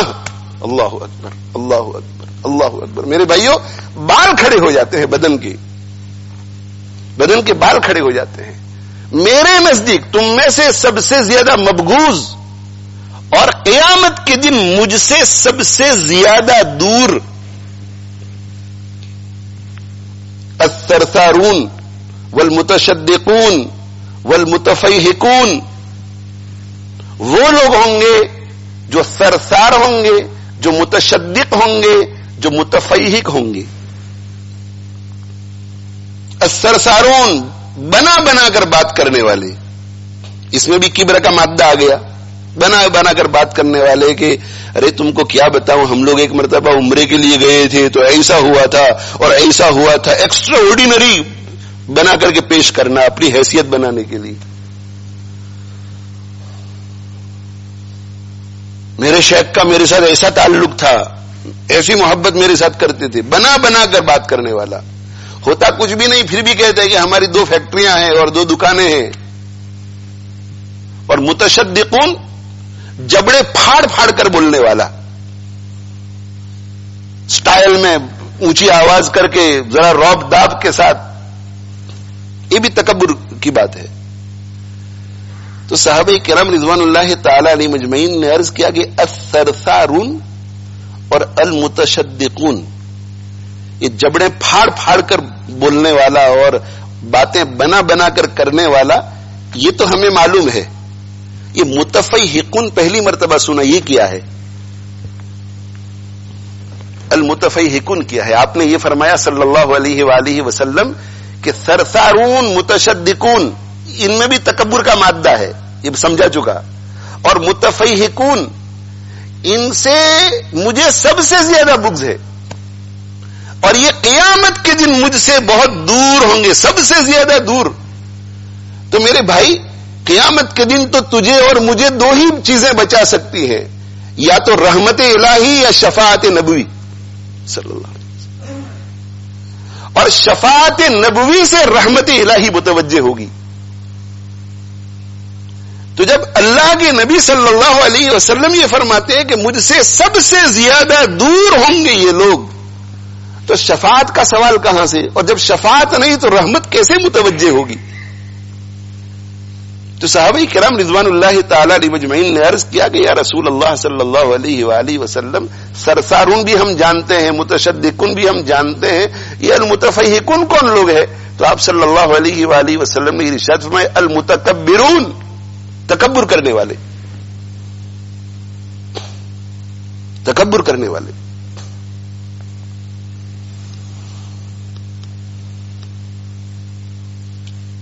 اور پھر میدان محشر میں ان کا حشر ایسا نہیں ہوگا کہ چھوٹی چھوٹی چونٹیوں کہ سائز میں حجم میں ان کا حشر کیا جائے گا، ذلت ان پر چاروں طرف سے طاری ہوگی، اور اللہ کے نبی صلی اللہ علیہ وسلم کی بارگاہ سے ان کو بہت دور رکھا جائے گا؟ نہیں، انہیں ہانک کر کے جہنم میں لے جایا جائے گا، ہانک کر، اور ہانک کر جہنم میں لے جایا جائے گا، اور پھر فرشتے پکڑ کے اوندے منہ ان کو ڈالیں گے جہنم کے اندر۔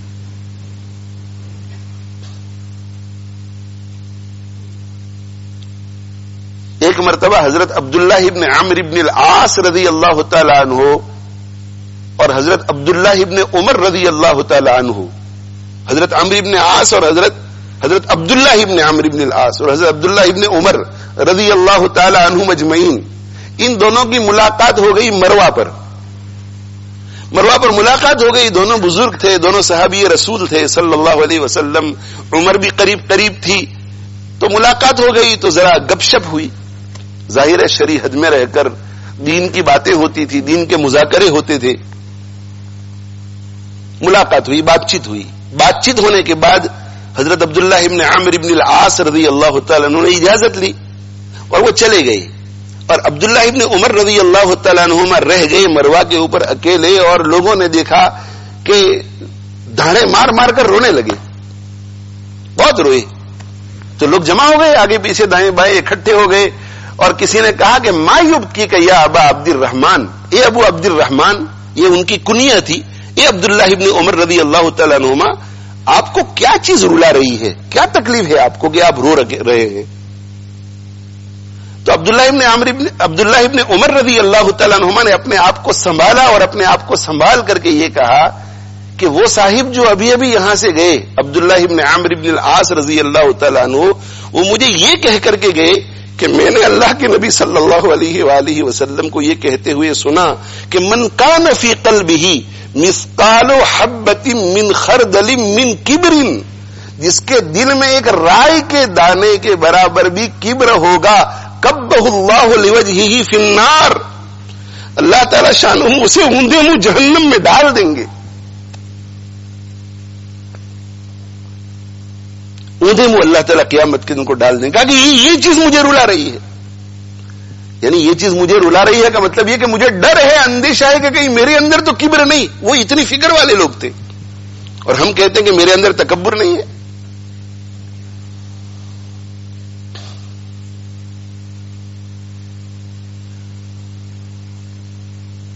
اللہ کے نبی صلی اللہ علیہ وآلہ وسلم ارشاد فرماتے ہیں کہ کل قیامت کے دن اللہ جل جلالہ وعم نوالہ سارے آسمانوں کو لپیٹ لیں گے، جیسے ایک ورق ہوتا ہے اور اس ورق کو ہم ایسا لپیٹ لیتے ہیں، تو ساتوں آسمانوں کو اللہ جل جلالہ وعم نوالہ لپیٹ لیں گے، اور لپیٹ کر اپنے دائیں ہاتھ میں پکڑ لیں گے۔ اب اللہ جل جلالہ وعم نوالہ کا ہمارے جیسا جسم نہیں ہے، ہمارے جیسا ہاتھ نہیں ہے، مگر وہ اللہ ہی جانتے ہیں کہ اس کا کیا مطلب ہے۔ اور ساتوں زمینوں کو لپیٹ لیں گے اور پہلے اور بائیں ہاتھ میں پکڑ لیں گے۔ پہلے ساتوں آسمانوں کو لپیٹ کر دائیں ہاتھ میں پکڑ لیں گے، اور دائیں ہاتھ میں پکڑنے کے بعد سب سے پہلے یہ سوال کریں گے این الجبارون این المتکبرون، کہاں ہے ظلم کرنے والے، کہاں ہے تکبر کرنے والے؟ یعنی وہ خوفناک دن، ہولناک دن قیامت کا، اللہ جل جلالہ وعم نوالہ غضبناک ہوں گے اس دن، بڑے غضبناک ہوں گے۔ اور حضرت انبیاء علیہم الصلاۃ والسلام کو بھی ہوش نہیں رہے گا اس دن۔ یوم یجمع اللہ الرسل فیقول ماذا اجبتم قالوا لا علم لنا، جس دن اللہ جل جلالہ وعم نوالہ پیغمبروں کو جمع کریں گے، اور پیغمبروں کو جمع کر کے پوچھیں گے کہ جب تم تمہاری قوم کی طرف گئے تھے اور میری طرف تم نے ان کو بلایا تھا تو کیا جواب دیا تھا تمہاری قوم نے؟ تو سارے انبیاء کہیں گے کہ لا علم لنا، ہمیں اس کا کچھ پتا نہیں، ہمیں اس کا کچھ پتا نہیں۔ ارے بھائی تم کو پتا نہیں تو کس کو پتا ہوگا؟ تمہاری قوم کی طرف گئے تھے تو پتا تو ہے نا کہ میں نے جب ان کو بلایا تو انہوں نے ایسا کہا تھا، ایسا کہا تھا، یہ ہوا تھا۔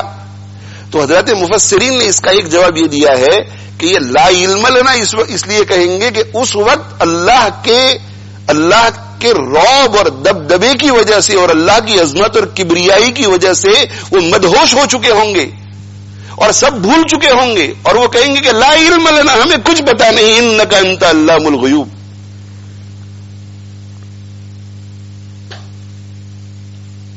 تو اس دن اللہ جل جلالہ وعم نوالہ غصے میں بولیں گے، غضبناک ہو کر بولیں گے کہ کہاں ہے ظلم کرنے والے، کہاں ہے بڑے بننے والے، تکبر کرنے والے. یہ نہیں کہیں گے کہ کہاں ہے حج نہ کرنے والے، کہاں ہے نماز نہ پڑھنے والے، کہاں ہے غیبت کرنے والے، کہاں ہے شراب پینے والے. نہیں، پوچھیں گے تو متکبر کے بارے میں. یہ جو جبارون ظلم کرنے والے، تو ظلم تو متکبر ہی کرتا ہے، جو اپنے آپ کو بڑا سمجھتا ہے وہی دوسروں پہ ظلم کرتا ہے.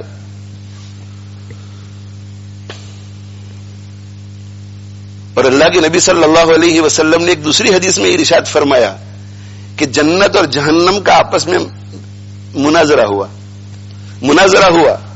تو جب مناظرہ ہوتا ہے، مناظرہ، میرا اگر حافظ صاحب کے ساتھ مناظرہ ہو جائے، بڑائی میں جتانے لگوں تو میں ان کو ایسا کہوں کہ ہم لوگ ایسے ہیں، میرے اندر یہ ہے، میرے پاس یہ ہے، میرے پاس یہ ہے، تمہارے پاس کیا ہے؟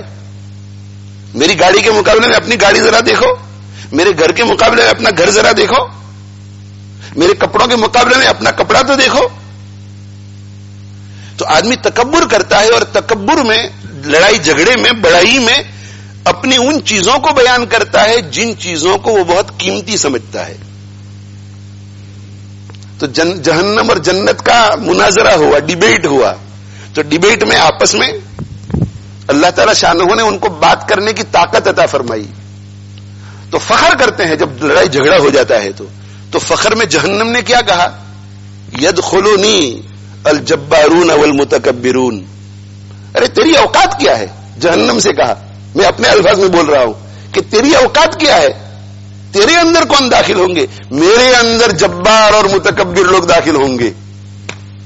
یعنی جہنم جو ہے وہ ظالم لوگ اور متکبر لوگ اور بڑے بننے والے لوگوں پر فخر کرتی ہے کہ میں مرکز ہوں متکبر لوگوں کا. اور اللہ کے نبی صلی اللہ علیہ وسلم نے ارشاد فرمایا ایک مرتبہ، الا انبئکم باہل النار، کیا میں تمہیں اہل نار کی خبر نہ دوں؟ بتلاؤں میں تم کو کہ جہنم میں جانے والے کون لوگ ہیں؟ اور پھر آپ صلی اللہ علیہ وسلم نے فرمایا کہ کل عتل جواز مستکبر، ہر جھگڑالو، ایسا شخص جو چھوٹی چھوٹی باتوں میں بس جھگڑا کرتا ہے، چھوٹی چھوٹی باتوں میں جھگڑا، بیوی کے ساتھ تو چھوٹی چھوٹی باتوں میں جھگڑا، بچوں کے ساتھ چھوٹی چھوٹی باتوں میں جھگڑا، شارٹ ٹیمپرڈ، عتل، یہ جہنمی ہے. اور جواز کے دو مطلب بیان کیے ہیں محدثین نے. ایک مطلب یہ کہ جواز کا معنی بخیل اور کنجوس، بخیل اور کنجوس، اور ایسا بخیل اور کنجوس کہ اپنے پاس جو ہے جو جانے نہیں دیتا اور باہر جو کچھ ہے اس کو لانے کی کوشش کرتا ہے.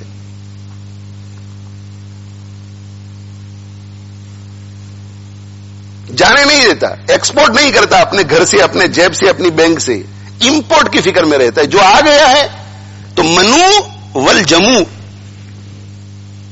جمع کرتا ہے، اکٹھا کرتا ہے اور جو کچھ ہے اسے جمع کر کے رکھتا ہے. ایک معنی یہ ہے. تو کنجوس بھی جہنمیوں میں سے ہے. اور اس کا دوسرا معنی یہ ہے جواز کا کہ وہ شخص جو اترا کر چلتا ہے. دیکھو پھر متکبر آ گیا.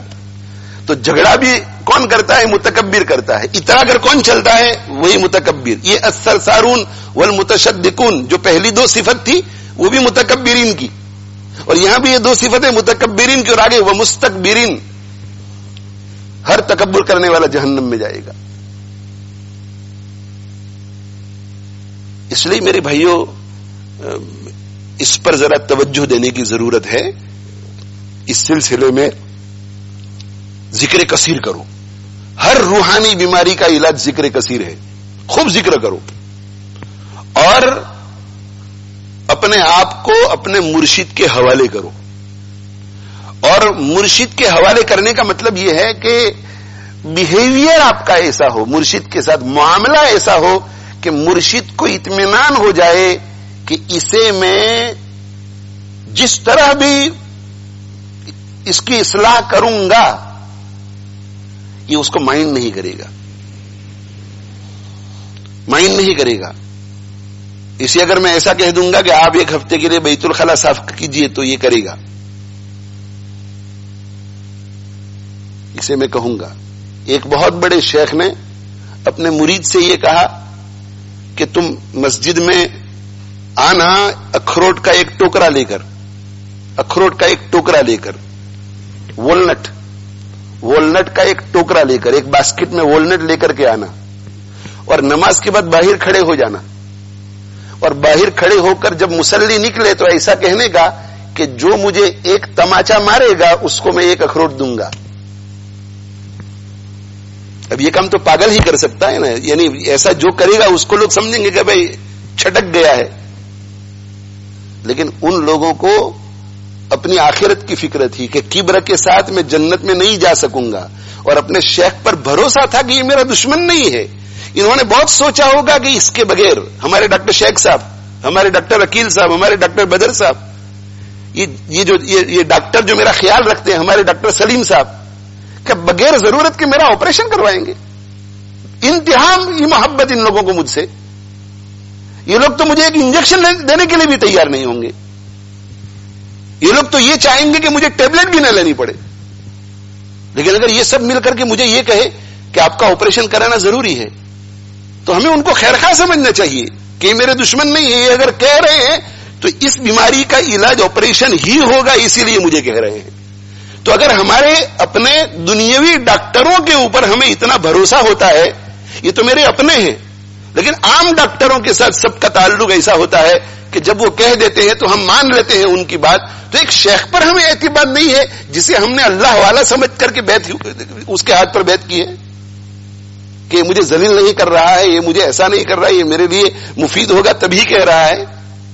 آج کل مشائخ جو ہے وہ علاج ذرا ہلکا پھلکا کرتے ہیں، لیکن تھوڑی بہت ڈانٹ سے بھی ہم لوگوں کو ناراضگی ہو جاتی ہے۔ ہم یہ نہیں سمجھتے کہ یہ میرے فائدے کا کام کر رہے ہیں۔ تو انہوں نے سر کے اوپر ٹوکرا لیا اور ٹوکرا لے کر کے باہر چلے گئے اور کھڑے ہو گئے، اور انہوں نے اعلان کرنا شروع کر دیا کہ جو مجھے 1 تماچا مارے گا اسے میں 1 اخروٹ دوں گا، جو مجھے 1 تماچا مارے گا اسے 1 اخروٹ دوں گا۔ ظاہر ہے کون تماچا مارے گا؟ نماز پڑھنے والے نکل رہے ہوتے ہیں، نہ کسی نے تماچا مارا ہوگا نہ کسی نے اخروٹ لیا ہوگا، لیکن سب ایسا سوچ کر گئے ہوں گے کہ یار یہ تو ہماری مصلی ہیں، یہ تو ہماری بستی میں رہنے والے ہیں، اور آج کچھ گڑبڑ ہو گئی ہے۔ لیکن انہوں نے وہ برداشت کر لیا۔ تو میرے بھائیوں، کبر بھی ختم ہو گیا ہوگا اور ولایت کا کتنا اونچا مقام پا لیا ہوگا۔ حضرت تھانوی رحمت اللہ علیہ کی خدمت میں ایک نواب صاحب نے خط لکھا کہ میں آپ سے بیعت ہونا چاہتا ہوں۔ نواب، اس زمانے کے نواب لوگوں کو فکر تھی، میں آپ سے بیعت ہونا چاہتا ہوں۔ حکیم الامت تھانوی رحمت اللہ علیہ نے جو اصول تھے، جو ضوابط تھے، ان کو سامنے رکھ کر کے جب دیکھ لیا، اطمینان ہو گیا، تو حضرت تھانوی رحمت اللہ علیہ نے فرمایا کہ بہت اچھی بات ہے، مگر آپ تھانہ بھون تک آنے کی تکلیف نہ فرمائیں، یا تھانہ بھون نہ آئے۔ نواب جو ہے نا، نواب، آپ یوں سمجھو کہ ایک چھوٹی سی ریاست کا بادشاہ،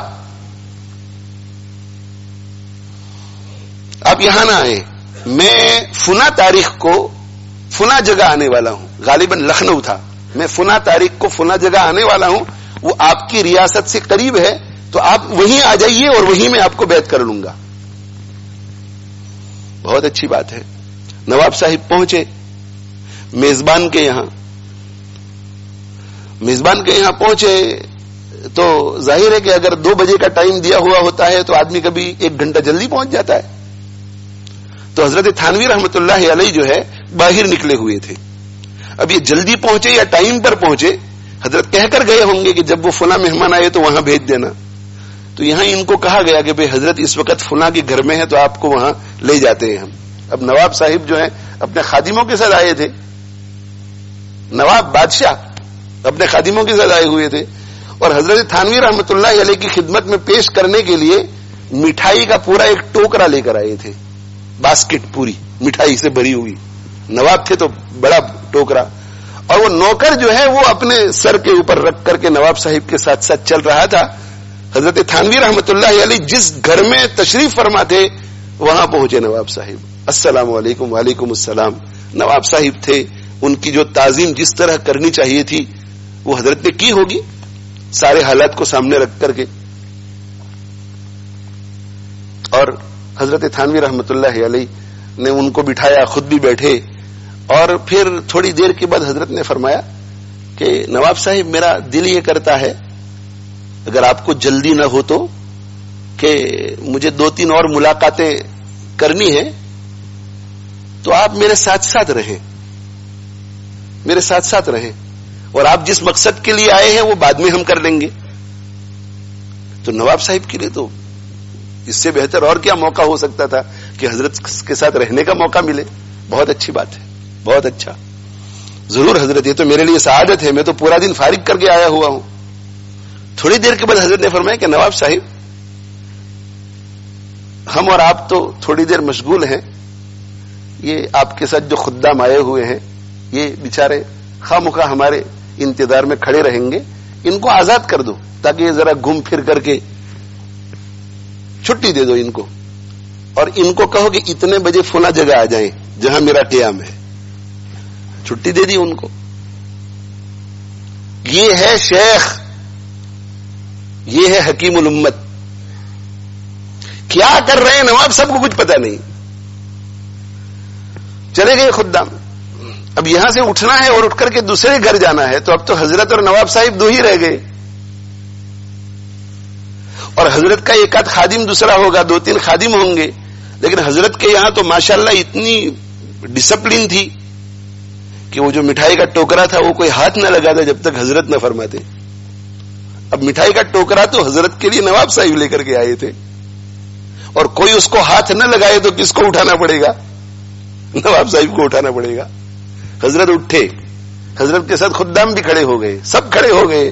نواب صاحب نے وہ ٹوکرا دیکھا اور نواب صاحب کے دل میں خیال آیا کہ حضرت کی خدمت میں یہ عرض کرنا کہ حضرت وہ مٹھائی کا ٹوکرا، یہ تو گستاخی ہے، حضرت کے خدام کو بھی نہیں کہہ سکتے. تو نواب صاحب نے خود ہی اٹھا لیا. قریب کی ریاست سے آئے ہوئے ہیں، سب جانتے ہیں کہ یہ فلاں جگہ کے نواب ہے، لیکن اصلاح کی ان لوگوں کو اتنی فکر تھی کہ وہ غصے میں چلے نہیں گئے. اٹھا لیا ٹوکرا، اور جب تھک گئے تو سر پہ رکھ دیا. ایک جگہ سے دوسری جگہ، دوسری جگہ سے تیسری جگہ، تیسری جگہ سے چوتھی جگہ. بازار سے جا رہے ہیں، حضرت جو ہیں وقار سے چل رہے ہیں، دوسرے خدام بھی چل رہے ہیں، اور نواب صاحب جو ہیں وہ سر کے اوپر مٹھائی کا ٹوکرا لے کر کے چل رہے ہیں. تو آپ کیا کہیں گے کہ حضرت تھانوی رحمت اللہ علیہ میں اخلاق نہیں تھے؟ اخلاق نہیں تھے. آپ یہ کہیں گے کہ حضرت تھانوی رحمت اللہ علیہ بہت سخت دل تھے؟ آپ یہ کہیں گے کہ حضرت تھانوی رحمت اللہ نے ان کو ذلیل کیا؟ یہ ساری چیزیں حرام ہیں، حضرت تھانوی رحمت اللہ علیہ کیسے کر سکتے ہیں؟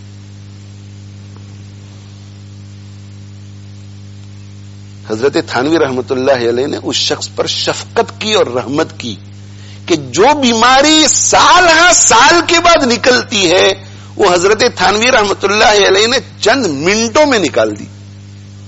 سارا تکبر تو کافور ہو گیا، میں کچھ ہوں، میں بڑا ہوں، کافور ہو گیا. حضرت تھانوی رحمت اللہ علیہ جب اپنے میزبان کے گھر پہنچے نواب صاحب کے ساتھ، تو نواب صاحب کو بیعت کرنے سے پہلے حضرت نے فرمایا کہ نواب صاحب، یہ تکبر کی بیماری اور بڑائی کی جو بیماری ہے بڑی مشکل سے نکلتی ہے، اور آپ تو نواب ہیں. نواب کے کبر کا کیا کہنا، لیکن جو بیماری کئی سالوں کے بعد نکلتی ہے اللہ کے فضل سے چند لمحوں میں وہ نکل گئی. اس لیے ذکر اللہ کا اہتمام. نمبر 2، بیعت ہو کسی شیخ سے اور اس کی سرپرستی میں ذکر اللہ کو بڑھائیں، اس کی صحبت میں بیٹھیں اور اس نیت کے ساتھ جائیں کہ میرے شیخ کے قلب میں جو اچھی اچھی چیزیں ہیں اللہ ان کو میرے قلب میں منتقل فرما دے. مرید اگر سچی طلب لے کر جائے گا تو شیخ کے قلب میں جو چیز نہیں ہوگی اللہ تعالی شانہ وہ مرید کی برکت سے شیخ کو بھی عطا کر فرمائیں گے اور شیخ کے ذریعے مرید کو عطا ہوگی. اور نمبر 3، شیخ کے ساتھ اپنا معاملہ ایسا ہو کہ اگر وہ کچھ کہیں، اگر وہ کچھ کرنے کے لیے کہیں، اگر وہ کوئی مطالبہ کریں، کتنا ہی مشکل کیوں نظر نہ آئے، وہ ضرور کر گزرو. ایسا سمجھو کہ اس میں میری اصلاح ہے، اس میں میری اصلاح ہے. شیخ کے پاس ہدیہ لے کر کے چلے گئے. 25 آدمی بیٹھے ہوئے ہیں, ہمیشہ شیخ قبول کر لیتے تھے, اور آج منع کر دیا کہ جاؤ ہدیہ لے کر کے آ گئے ایسے ہی, ذکر وکر کا تو کوئی ٹھکانہ نہیں ہے. تو کیا گستاخی ہو گئی ہمیں. بڑے بڑے رئیس, بڑے بڑے نواب, حضرت گنگوہی, حضرت نانوتوی, حضرت تھانوی, حضرت مدنی رحمت اللہ علیہ کی خدمت میں آتے تھے اور ان کی اصلاح کرتے تھے. اصلاح ہوتی تھی ان کی, اور کروائی انہوں نے اصلاح, اپنی اصلاح کروائی. حضرت تھانوی رحمت اللہ علیہ ایک نواب نے دعوت دی. حضرت نے فرمایا کہ آتا ہوں مگر اس شرط پر, آتا ہوں مگر اس شرط پر. چند شرطیں لگائی, اس میں سے ایک شرط یہ تھی کہ مجھے ہدیہ نہ دیا جائے, نہ آپ دیں نہ آپ کے اور متعلقین میں سے کوئی ہدیہ دے. بہت اچھی بات ہے. حضرت تشریف لے گئے. حضرت تشریف لے گئے تو نواب صاحب 2-3 دن بہت اچھا وقت گزرا, بہت استفادہ ہوا. حضرت سے ذرا انس بھی ہو گیا, تعلق بھی تھوڑا ہوا. تو ایک سونے کا انڈا لے کر آئے, سونے کی ڈلی, ایگ کے شیپ میں تھا وہ سونا, گولڈ, سالڈ گولڈ. اور کہا کہ حضرت آپ کے ساتھ شرط طے ہوئی ہے, لیکن والدہ کی بہت چاہت ہے کہ آپ کی خدمت میں کچھ پیش کریں. ہوتا ہے ایسا, ہوتا ہے کہ عرفان کے ساتھ ہم نے شرط طے کر لی, گھر میں بوڑھی والدہ ہے, تو اس کے نام سے جب کوئی چیز آتی ہے تو پھر آدمی ذرا پسیج جاتا ہے. تو حضرت تھانوی رحمۃ اللہ نے فرمایا کہ نواب صاحب ہم شرطوں کے ساتھ یہاں آئے ہوئے ہیں اور یہ شرط کے خلاف ہے, دیکھیے بالکل رعایت نہیں. تو نواب صاحب نے کہا کہ حضرت, اب چونکہ تھوڑا تعلق ہو چکا تھا, حضرت اگر کسی کا جی ہی چاہے تو کیا کرے, آپ سے محبت ہے تو دل چاہ رہا ہے, اگر کسی کا جی ہی چاہے تو کیا کرے. اب دوسرے ان کے خدام بھی ہیں نواب صاحب کے, سب کے سامنے یہ ہو رہا ہے. اگر کسی کا جی ہی چاہے تو کیا کرے. تو حضرت تھانوی رحمۃ اللہ نے فرمایا کہ میں خانہ بدوش نہیں ہوں, میں جپسی نہیں ہوں. جپسی, میں خانہ بدوش نہیں ہوں کہ کسی کو میرا پتہ معلوم نہیں. سب کو پتا ہے کہ میں تھانہ بھون میں رہتا ہوں, جس کا جی چاہے وہ ہدیہ لے کر وہاں آئے. نواب صاحب نے کہا کہ حضرت معافی چاہتا ہوں, معافی چاہتا ہوں. اصلاح کرائی انہوں نے. ایک دوسرے نواب صاحب نے حضرت کی خدمت میں لکھا کہ حضرت حاضری دینا چاہتا ہوں آپ سے فیضیاب ہونے کے لیے, فائدہ اٹھانے کے لیے. حالات سارے طے ہوئے, خط و کتابت سے سب طے ہوتا تھا, اطمینان ہو جاتا تھا کہ صرف دین ہی مقصد ہے اور میرا بھی دین ہی مقصد ہے. تو کہا بہت اچھی بات ہے, آ جاؤ. وہ تھانہ بھون کے ٹرین اسٹیشن پر اترے تو حضرت کے خدام ان کو ریسیو کرنے کے لیے گئے تھے. اب ادھر جو ہے تھانہ بھون کے ایک مولوی صاحب حضرت تھانوی رحمۃ اللہ علیہ, دنیا کی نظر میں ایک مولوی صاحب, اور ادھر نواب آ رہا ہے, مگر استقبال کے لیے حضرت نہیں گئے. استقبال کے لیے حضرت نہیں گئے. اللہ اکبر کبیرہ, استقبال کے لیے نہیں گئے. حضرت گنگوہی رحمت اللہ علیہ پر ایک نواب صاحب نے خط لکھا کہ حضرت میرا یہ جی چاہتا ہے کہ آپ یہاں تشریف لائیں. حضرت نے عذر کیا کہ میں مشغول آدمی ہوں, کیا توجہ نہیں دی. پھر اس نے کہا کہ حضرت تشریف لائیں. پھر تیسری مرتبہ اس نے کہا کہ حضرت آپ تشریف لائیے, آپ کی ملاقات کا بہت اشتیاق ہے ہمیں. I am extremely looking forward to meeting you, I have never met you before. اشتیاق ہے بہت زیادہ ملاقات کا.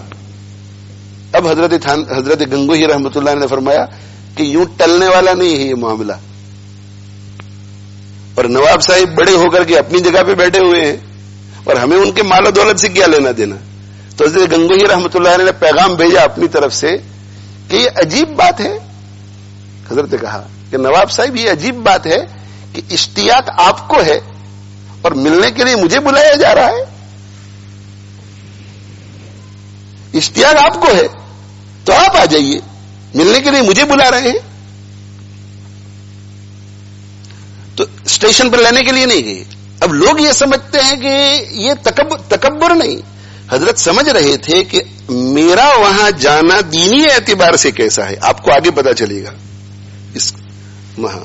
اور اگر میں چلا گیا اور ان کے دل میں تکبر آ گیا تو کہ اتنا بڑا عالم میرے استقبال کے لیے آئے.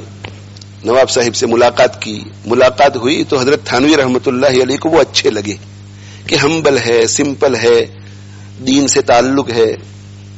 اب ان کا جب جانے کا وقت ہوا تو حضرت تھانوی رحمت اللہ علیہ بھی تیار ہو گئے اسٹیشن پر چھوڑنے کے لیے, اور اسٹیشن تک حضرت گئے اور وہاں تک پہنچے تو نواب صاحب نے کہا کہ حضرت بات سمجھ میں نہیں آئی, اصل تو لینے کے لیے تشریف لاتے, سیکھنے کے لیے پوچھ رہا ہوں, اصل تو لینے کے لیے تشریف لاتے,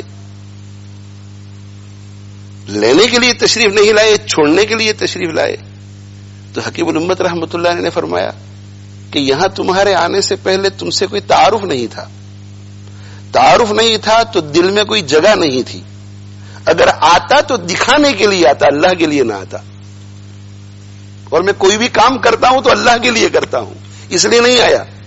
جب تم میرے یہاں آئے اور ہم نے کچھ گھنٹے ساتھ وقت گزارا تو دل میں آپ کے لیے جگہ ہو گئی, اور میرے دل میں محبت پیدا ہو گئی کہ نواب ہو کر کے بھی دین سے اتنا تعلق, علم سے اتنا تعلق, علماء سے اتنی محبت.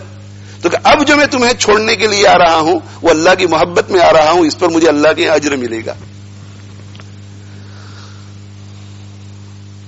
خلاصہ میرے بھائیوں یہ ہے کہ ہمیں یہ دل کی جتنی بھی بیماریاں ہیں ان سب کا علاج کرنا ہے. ان میں سے یہ تکبر جو ہے یہ ام الامراض ہے, یہ منبع الشقاوہ ہے. اس لیے اس کی طرف خاص ہمیں توجہ کرنے کی ضرورت ہے, خاص توجہ کرنے کی ضرورت ہے. میں جو ہے اس پر مزید انشاءاللہ گفتگو کروں گا آنے والی مجلسوں کے اندر. ایک واقعہ ذہن میں آ گیا ہے اور بہت ہی عبرتناک ہے اور مختصر ہے, اس لیے میں چاہتا ہوں کہ آئندہ ہفتے ہو سکتا ہے کہ وہ واقعہ ذہن میں نہ آئے, اس لیے اسے میں عرض کر دیتا ہوں. اللہ کے نبی صلی اللہ علیہ وسلم کے بارے میں صاحب المغازی ابن سعد رحمہ اللہ تعالی نے حضرت عروہ ابن الزبیر رضی اللہ تعالیٰ عنہ کی ایک حدیث نقل فرمائی ہے کہ عرفات کے میدان میں جب اللہ کے نبی صلی اللہ علیہ وسلم وقوف سے فارغ ہو گئے اور اب عرفات سے سفر کر کے حجۃ الوداع کے موقع پر عرفات سے سفر کر کے مزدلفہ جانا ہے, تو آپ جس جگہ پر کھڑے تھے وہاں کھڑے رہے, سب دائیں بائیں آگے پیچھے منتظر تھے, اور ایسا لگ رہا تھا کہ اللہ کے نبی صلی اللہ علیہ وآلہ وسلم کسی کے انتظار میں ہے, کسی کے انتظار میں کھڑے ہیں اللہ کے نبی صلی اللہ علیہ وسلم. اندازہ ہو جاتا ہے, دوسرے لوگ بھی خاموش. تھوڑی ہی دیر گزری تھی کہ ایک نو عمر لڑکا آیا, نو عمر لڑکا, دبلا پتلا, ہونٹ اس کے موٹے, ناک چپٹی اور سانولے رنگ کا, رنگ میں کالا تھا وہ, سانولے رنگ کا, فیر نہیں تھا. یہ تھے حضرت اسامہ ابن زید رضی اللہ تعالیٰ عنہ. اسامہ ابن زید رضی اللہ تعالیٰ عنہ, اور یہ حب رسول اللہ تھے, اللہ کے رسول صلی اللہ علیہ وسلم کے محبوب. کبھی کبھی کوئی ایسی حالت بھی پیش آ گئی کہ اللہ کے نبی صلی اللہ علیہ وسلم بہت غصے میں ہیں اور ایک سزا نافذ کر رہے ہیں, غصے میں ہماری طرح آپے سے باہر نہیں ہوتے تھے. غصے کا مطلب یہ کہ دکھ ہے کہ اللہ کی نافرمانی ہوئی اور اب اللہ کا فلاں حکم جاری کرنا پڑے گا, ہاتھ کاٹنا پڑے گا, ہاتھ کاٹ دو اس کا. اب اللہ کے نبی صلی اللہ علیہ وسلم نے بحیثیت قاضی کے فیصلہ فرما دیا کہ اس عورت کا ہاتھ کاٹ دو اس لیے کہ اس نے چوری کی ہے. اونچے خاندان کی عورت, فاطمہ بنت مخزوم, فاطمہ نام اس کا تھا, مسلمان تھی. تو صحابہ کرام رضوان اللہ تعالی علیہ مجمعین نے آپس میں بات چیت کی کہ اگر کوئی دوسری شکل نکل سکتی ہو شرعن تو بہتر رہے گا.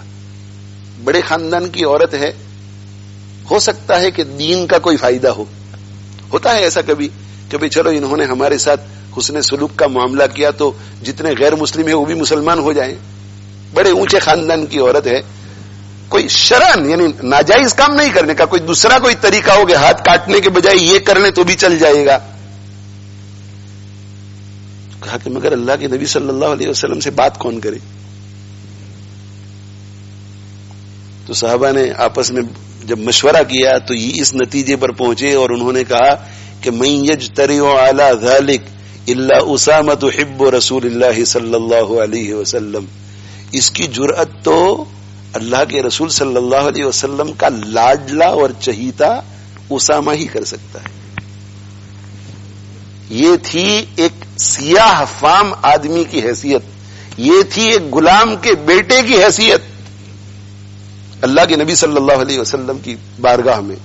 ان کا انتظار تھا کہ میرا لاڈلا اسامہ آ جائے تو پھر میں چلوں، اسامہ آ جائے تو پھر میں چلوں. حضرت اسامہ آ گئے، آپ صلی اللہ علیہ وسلم بھی اونٹنی پر بیٹھ گئے، اسامہ بھی بیٹھ گئے اسی اونٹنی پر، اور آپ نے سفر کیا. یہ واقعہ ابن سعد نے عروہ ابن الزبیر رضی اللہ تعالیٰ عنہ کے حوالے سے لکھا ہے. اب اس میں ہوا یہ کہ جب انتظار کر رہے تھے تو حجۃ الوداع تو یمن کے کچھ سردار بھی حج کرنے کے لیے آئے تھے. بہت لوگ آئے تھے حجۃ الوداع میں، ہزاروں لوگ تھے. تو یمن کے کچھ سردار آئے تھے، وہ بھی انتظار میں تھے. تو وہ آپس میں ایک دوسرے سے پوچھنے لگے کہ بھئی کیا ہو رہا ہے؟ تو ایسا لگ رہا ہے کسی کے انتظار میں ہے. ہوتی ہے نا بات چیت سے. بہت اچھی بات ہے، اللہ کے نبی صلی اللہ علیہ وسلم بڑے ہیں، یہ لوگ ابھی ابھی مسلمان ہوئے تھے، بڑے ہیں، کسی کا انتظار ہو رہا ہوگا.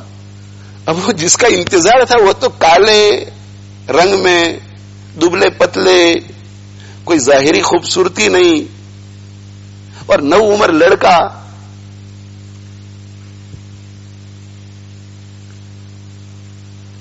تو ان کے دل میں حقارت آئی.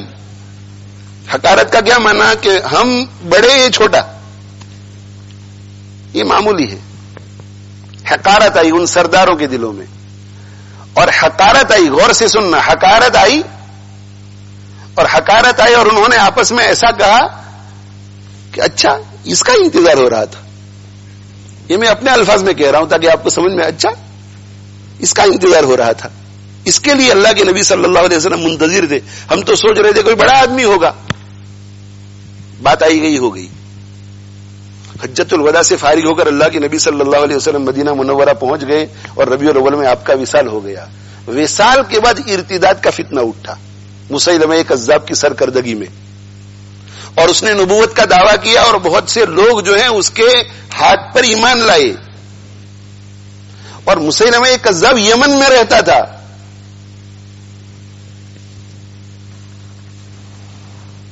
یمن میں رہتا تھا مسیلمہ کذاب. ارتداد کا فتنہ ہوا، اور ارتداد کا فتنہ ہوا، اور اس فتنے کی لپیٹ میں یہ جو سردار وہاں عرفہ میں تھے اللہ کے نبی صلی اللہ علیہ وسلم کے ساتھ، ان کے سارے خاندان اس کی لپیٹ میں آ گئے، خود بھی لپیٹ میں آ گئے، کفر کی لپیٹ میں، وہ پورا علاقہ جہاں سے یہ لوگ آئے ہوئے تھے. عروہ ابن الزبیر رضی اللہ تعالی عنہ نے یہ حدیث سنائی، اور حدیث سنا کر کے یہ کہا کہ وَكَفَرَ مِنَ الْيَمَنِ مَنْ كَفَرَ لِذَلِكَ. یمن کے جو لوگ مرتد ہو گئے اللہ کے نبی صلی اللہ علیہ وآلہ وسلم کے انتقال کے بعد، وہ اس تکبر کی وجہ سے، اس تکبر کی وجہ سے. کون سے تکبر کی وجہ سے؟ یہ جو حضرت اسامہ کو حقارت سے دیکھا اور خود کو بڑا مانا. تو عروہ ابن الزبیر رضی اللہ تعالیٰ عنہ کی یہ حدیث جو ہے وہ یزید ابن ہارون نے سنی تھی ان سے، اور یزید ابن ہارون نے یہ حدیث بیان کی ابن سعد کے سامنے. تو ابن سعد نے جب یہ سنا کہ یمن کے رہنے والوں میں سے وہ لوگ کافر ہو گئے جو کافر ہو گئے اس حرکت کی وجہ سے، تو ابن سعد نے یزید ابن ہارون سے پوچھا کہ اس سے کون لوگ مراد ہیں؟ تو کہا وہ جو مرتد ہو گئے تھے. یہ حضرت اسامہ ابن زید رحمۃ اللہ علیہ کو حقیر سمجھنے کی وجہ سے ایمان بھی خطرے میں پڑ جاتا ہے. اس کی وجہ سے اس کا وبال اتنا زیادہ ہے. اس لیے اس کی فکر کی کوشش کرنی چاہیے. اور میں آپ ہم سب ہم میں سے کسی کے ذہن میں موت تک یہ خیال نہ آئے کہ میں کبر سے پاک ہوں، میں کبر سے پاک ہوں. بس ذکر خوب کرو، نمبر 1 ذکر خوب کرو. نمبر 2 ہمیشہ جب 2 آدمی ملے، گھر میں داخل ہوں، گھر سے باہر نکل رہے ہوں، تو کوشش یہ کرو کہ آپ خود سلام کریں. حدیث میں آتا ہے کہ البادئ بالسلام بریء من الکبر، جو سلام کو پہلے کرتا ہے تو کبر سے اس کو برات ملتی ہے. تو سلام کرو، یہ بھی ایک علاج ہے. اور تیسرا اصل علاج جو ہے وہ یہی ہے کہ جس شیخ کو ہم نے جس کے ہاتھ میں ہاتھ دیا ہے اس کے سامنے ہم اپنے احوال لکھیں. مثلا یہ کہ بیوی پر بہت غصے ہو جاتا ہوں، چھوٹی چھوٹی بات میں پڑوسی سے لڑ پڑتا ہوں، آج ایک ایسا واقعہ ہوا کہ بیٹے نے یہ چھوٹی سی بات کی، اس میں ایسا ہو گیا. تو شیخ کو معلوم ہوگا کہ غصہ ہے، کبر ہے، کیا ہے. اور اس کے بعد جو ہے شیخ جو تجویز کرے آپ کے لیے اس پہ عمل کرو. ہمارے زمانے میں تو ایسے جو ہے پرانے زمانے کے علاج سے علاج نہیں کروایا جاتا، دوسرے طریقے ہوتے ہیں، مگر کبھی کبھار ہلکا پھلکا یہ بھی ہو جاتا ہے، اس لیے کہ اس میں بہت جلدی علاج ہو جاتا ہے. تو دنیا کی ذلت آخرت کی ذلت کے مقابلے میں بہت آسان ہے. اس کی طرف توجہ کریں. انشاءاللہ آنے والی مجلس میں بھی اس پر کچھ گفتگو کرنے کی کوشش کروں گا، اور ہو سکتا ہے کہ چند مجلسوں تک یہ موضوع رہے. اللہ تعالی شانہ مجھے آپ کو عمل کی توفیق دے. وآخر دعوانا ان الحمدللہ رب العالمین وصلی اللہ علی نبینا محمد وعلى آلہ واصحابہ اجمعین. الحمدللہ رب العالمین والعاقبۃ للمتقین والصلاة والسلام على رسوله سيدنا ومولانا محمد وعلى آله وأصحابه أجمعين. ربنا ظلمنا أنفسنا وإن لم تغفر لنا وترحمنا لنكونن من الخاسرين. ربنا اغفر لنا وتب علينا إنك أنت التواب الرحيم. يا مصرف القلوب صرف قلوبنا على طاعتك. يا مقلب القلوب ثبت قلوبنا على دينك. اللهم احفظنا من كل بلاء الدنيا وعذاب الآخرة. اللهم طهر قلوبنا من النفاق وأعمالنا من الرياء وألسنتنا من الكذب وأعيننا من الخيانة فإنك تعلم خائنة الأعين وما تخفي الصدور. اللهم آت نفوسنا تقواها وزكها أنت خير من زكاها أنت وليها ومولاها. اللهم أصلح لنا شأننا كله ولا تكلنا إلى أنفسنا طرفة عين ولا تنزع منا صالح ما آتيتنا. اللهم إنا نسألك لمحابك من الأعمال وصدق التوكل عليك وحسن الظن بك یا ارحم الراحمین یا ارحم الراحمین یا ارحم الراحمین. ہماری مغفرت فرما دے، ہماری مغفرت فرما دے، ہماری مغفرت فرما دے، ہمارے دلوں کا تزکیہ فرما دے، برے اخلاق سے ہمیں نجات عطا فرما، اچھے اخلاق سے آراستہ فرما.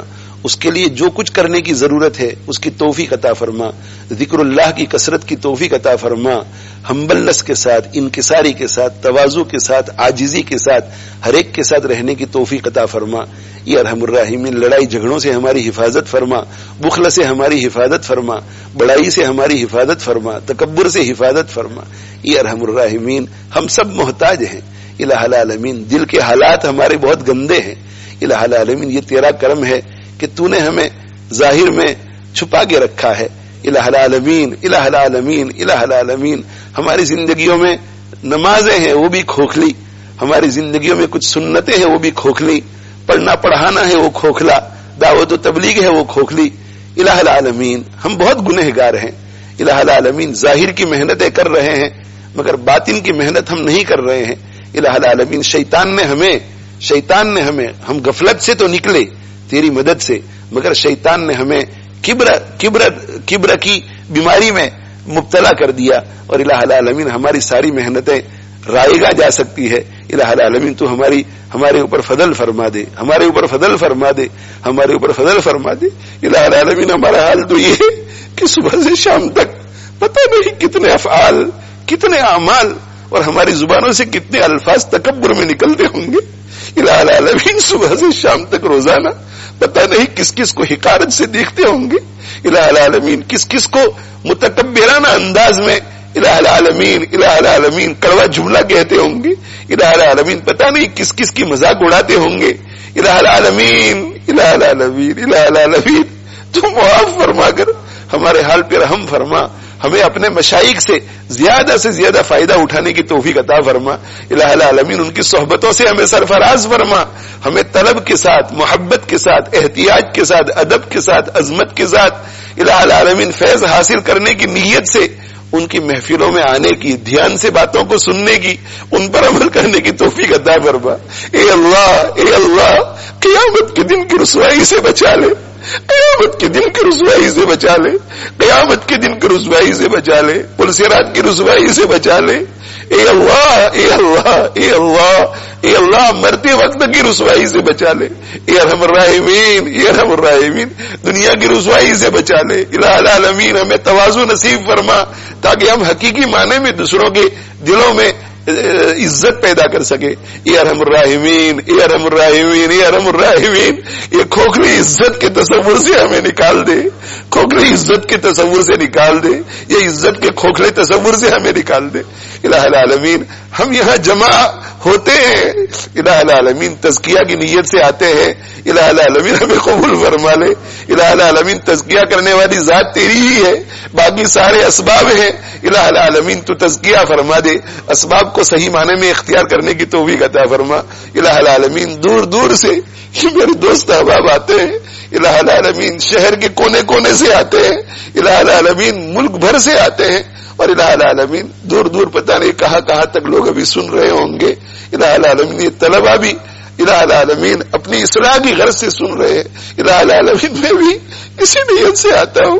الہ العالمین میں ان سب سے زیادہ محتاج ہوں.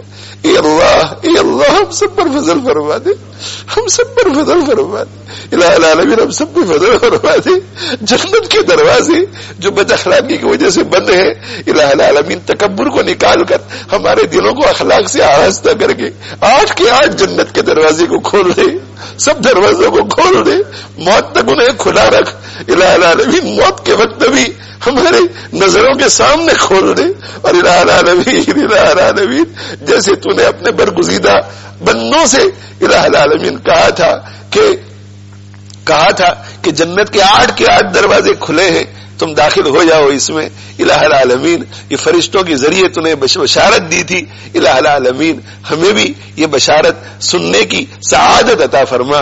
یہ ارحم الراحمین قبر کے عذاب سے ہمیں بچا لے. متکبرین کو قبر میں بھی بہت عذاب ہوتا ہے. الہ العالمین حشر کے دن بھی ذلت اور رسوائی ہوتی ہے. الہ العالمین جہنم میں بھی رسوائی ہوتی ہے. اے اللہ تو ہمیں بچا لے، اے اللہ ہمیں بچا لے، اے اللہ ہمیں بچا لے. ربنا تقبل منا انک انت السمیع العلیم وتب علینا انک انت التواب الرحیم. ربنا اغفر لنا وتب علينا انك انت التواب الرحيم. رب اغفر وارحم وانت خير الراحمين. اللهم اشف مرضانا وارحم موتانا، اللهم اشف مرضانا وارحم موتانا، اللهم اشف مرضانا وارحم موتانا. الہ العالمین ہمارے اکابر بزرگان دین میں سے حضرت مولانا مصلح الدین صاحب اور حضرت مولانا شبیر سالوجی صاحب بیمار ہیں. الہ العالمین اور دیگر جو بھی علماء اکابر دین کی خدمت کرنے والے، دین کے لیے جد و جہد کرنے والے، عوام خواص، الہ العالمین عامت المسلمین، پوری امت اور پوری انسانیت کو شفاء کاملہ عاجلہ مستمرہ دائمہ عطا فرما. الہ العالمین جن لوگوں کے آپریشن ہونے والے ہیں، الہ العالمین آپریشن میں کامیابی عطا فرما. الہ العالمین ظاہری باطنی جسمانی روحانی مادی تمام امراض سے حفاظت فرما. الہ العالمین موت کے قریب ہے انہیں حسن خاتمہ نصیب فرما، بیماروں کو شفا عطا فرما. الہ العالمین مرحومین کی مغفرت فرما، پریشان حالوں کی پریشانیوں کو دور فرما، مصیبت زدہ کو عافیت عطا فرما. ہماری دنیاوی اخروی اور الہ العالمین مادی اور روحانی جتنی بھی ہماری ضرورتیں ہیں، الہ العالمین سب کا غیب سے انتظام فرما. جن جن بھائیوں نے بہنوں نے ہمیں دعاؤں کے لیے کہا ہے، لکھا ہے، جو ہم سے امید رکھتے ہیں، جن کا ہم پر حق بنتا ہے، خصوصاً ماں باپ، اساتذہ، مشائخ، دوست احباب، حاضرین مجلس، شرکاء مجلس، سبھی کے تمام جائز نیک مقاصد کو پورا فرما. یا ارحم الراحمین پورے عالم میں دین کے جتنے کام ہو رہے ہیں سب کو قبول فرما، سب کو ترقیات سے مالا مال فرما، مساجد کو آباد فرما، مدارس کو آباد فرما، دعوت و تبلیغ کے کام کو جاری اور ساری فرما. الہ العالمین خانقاہوں کو آباد فرما، لوگوں کو متمتع فرما. اور الہ العالمین کورونا وائرس اور تمام موذی امراض سے ہمارے متعلقین کی حفاظت فرما، پوری امت کی، پوری انسانیت کی حفاظت فرما. الہ العالمین پوری دنیا میں جہاں جہاں جہاں جہاں ظلم ہو رہا ہے ظلم کو ختم فرما، اچھے حکمران نصیب فرما، تمام ملکوں کو اچھے حکمران نصیب فرما، ہمدردی اور خیر خواہی والے حکمران نصیب فرما. وصلی اللہ تعالی علی خیر خلقہ سیدنا و مولانا محمد وعلی آلہ واصحابہ اجمعین برحمتک یا ارحم الراحمین آمین.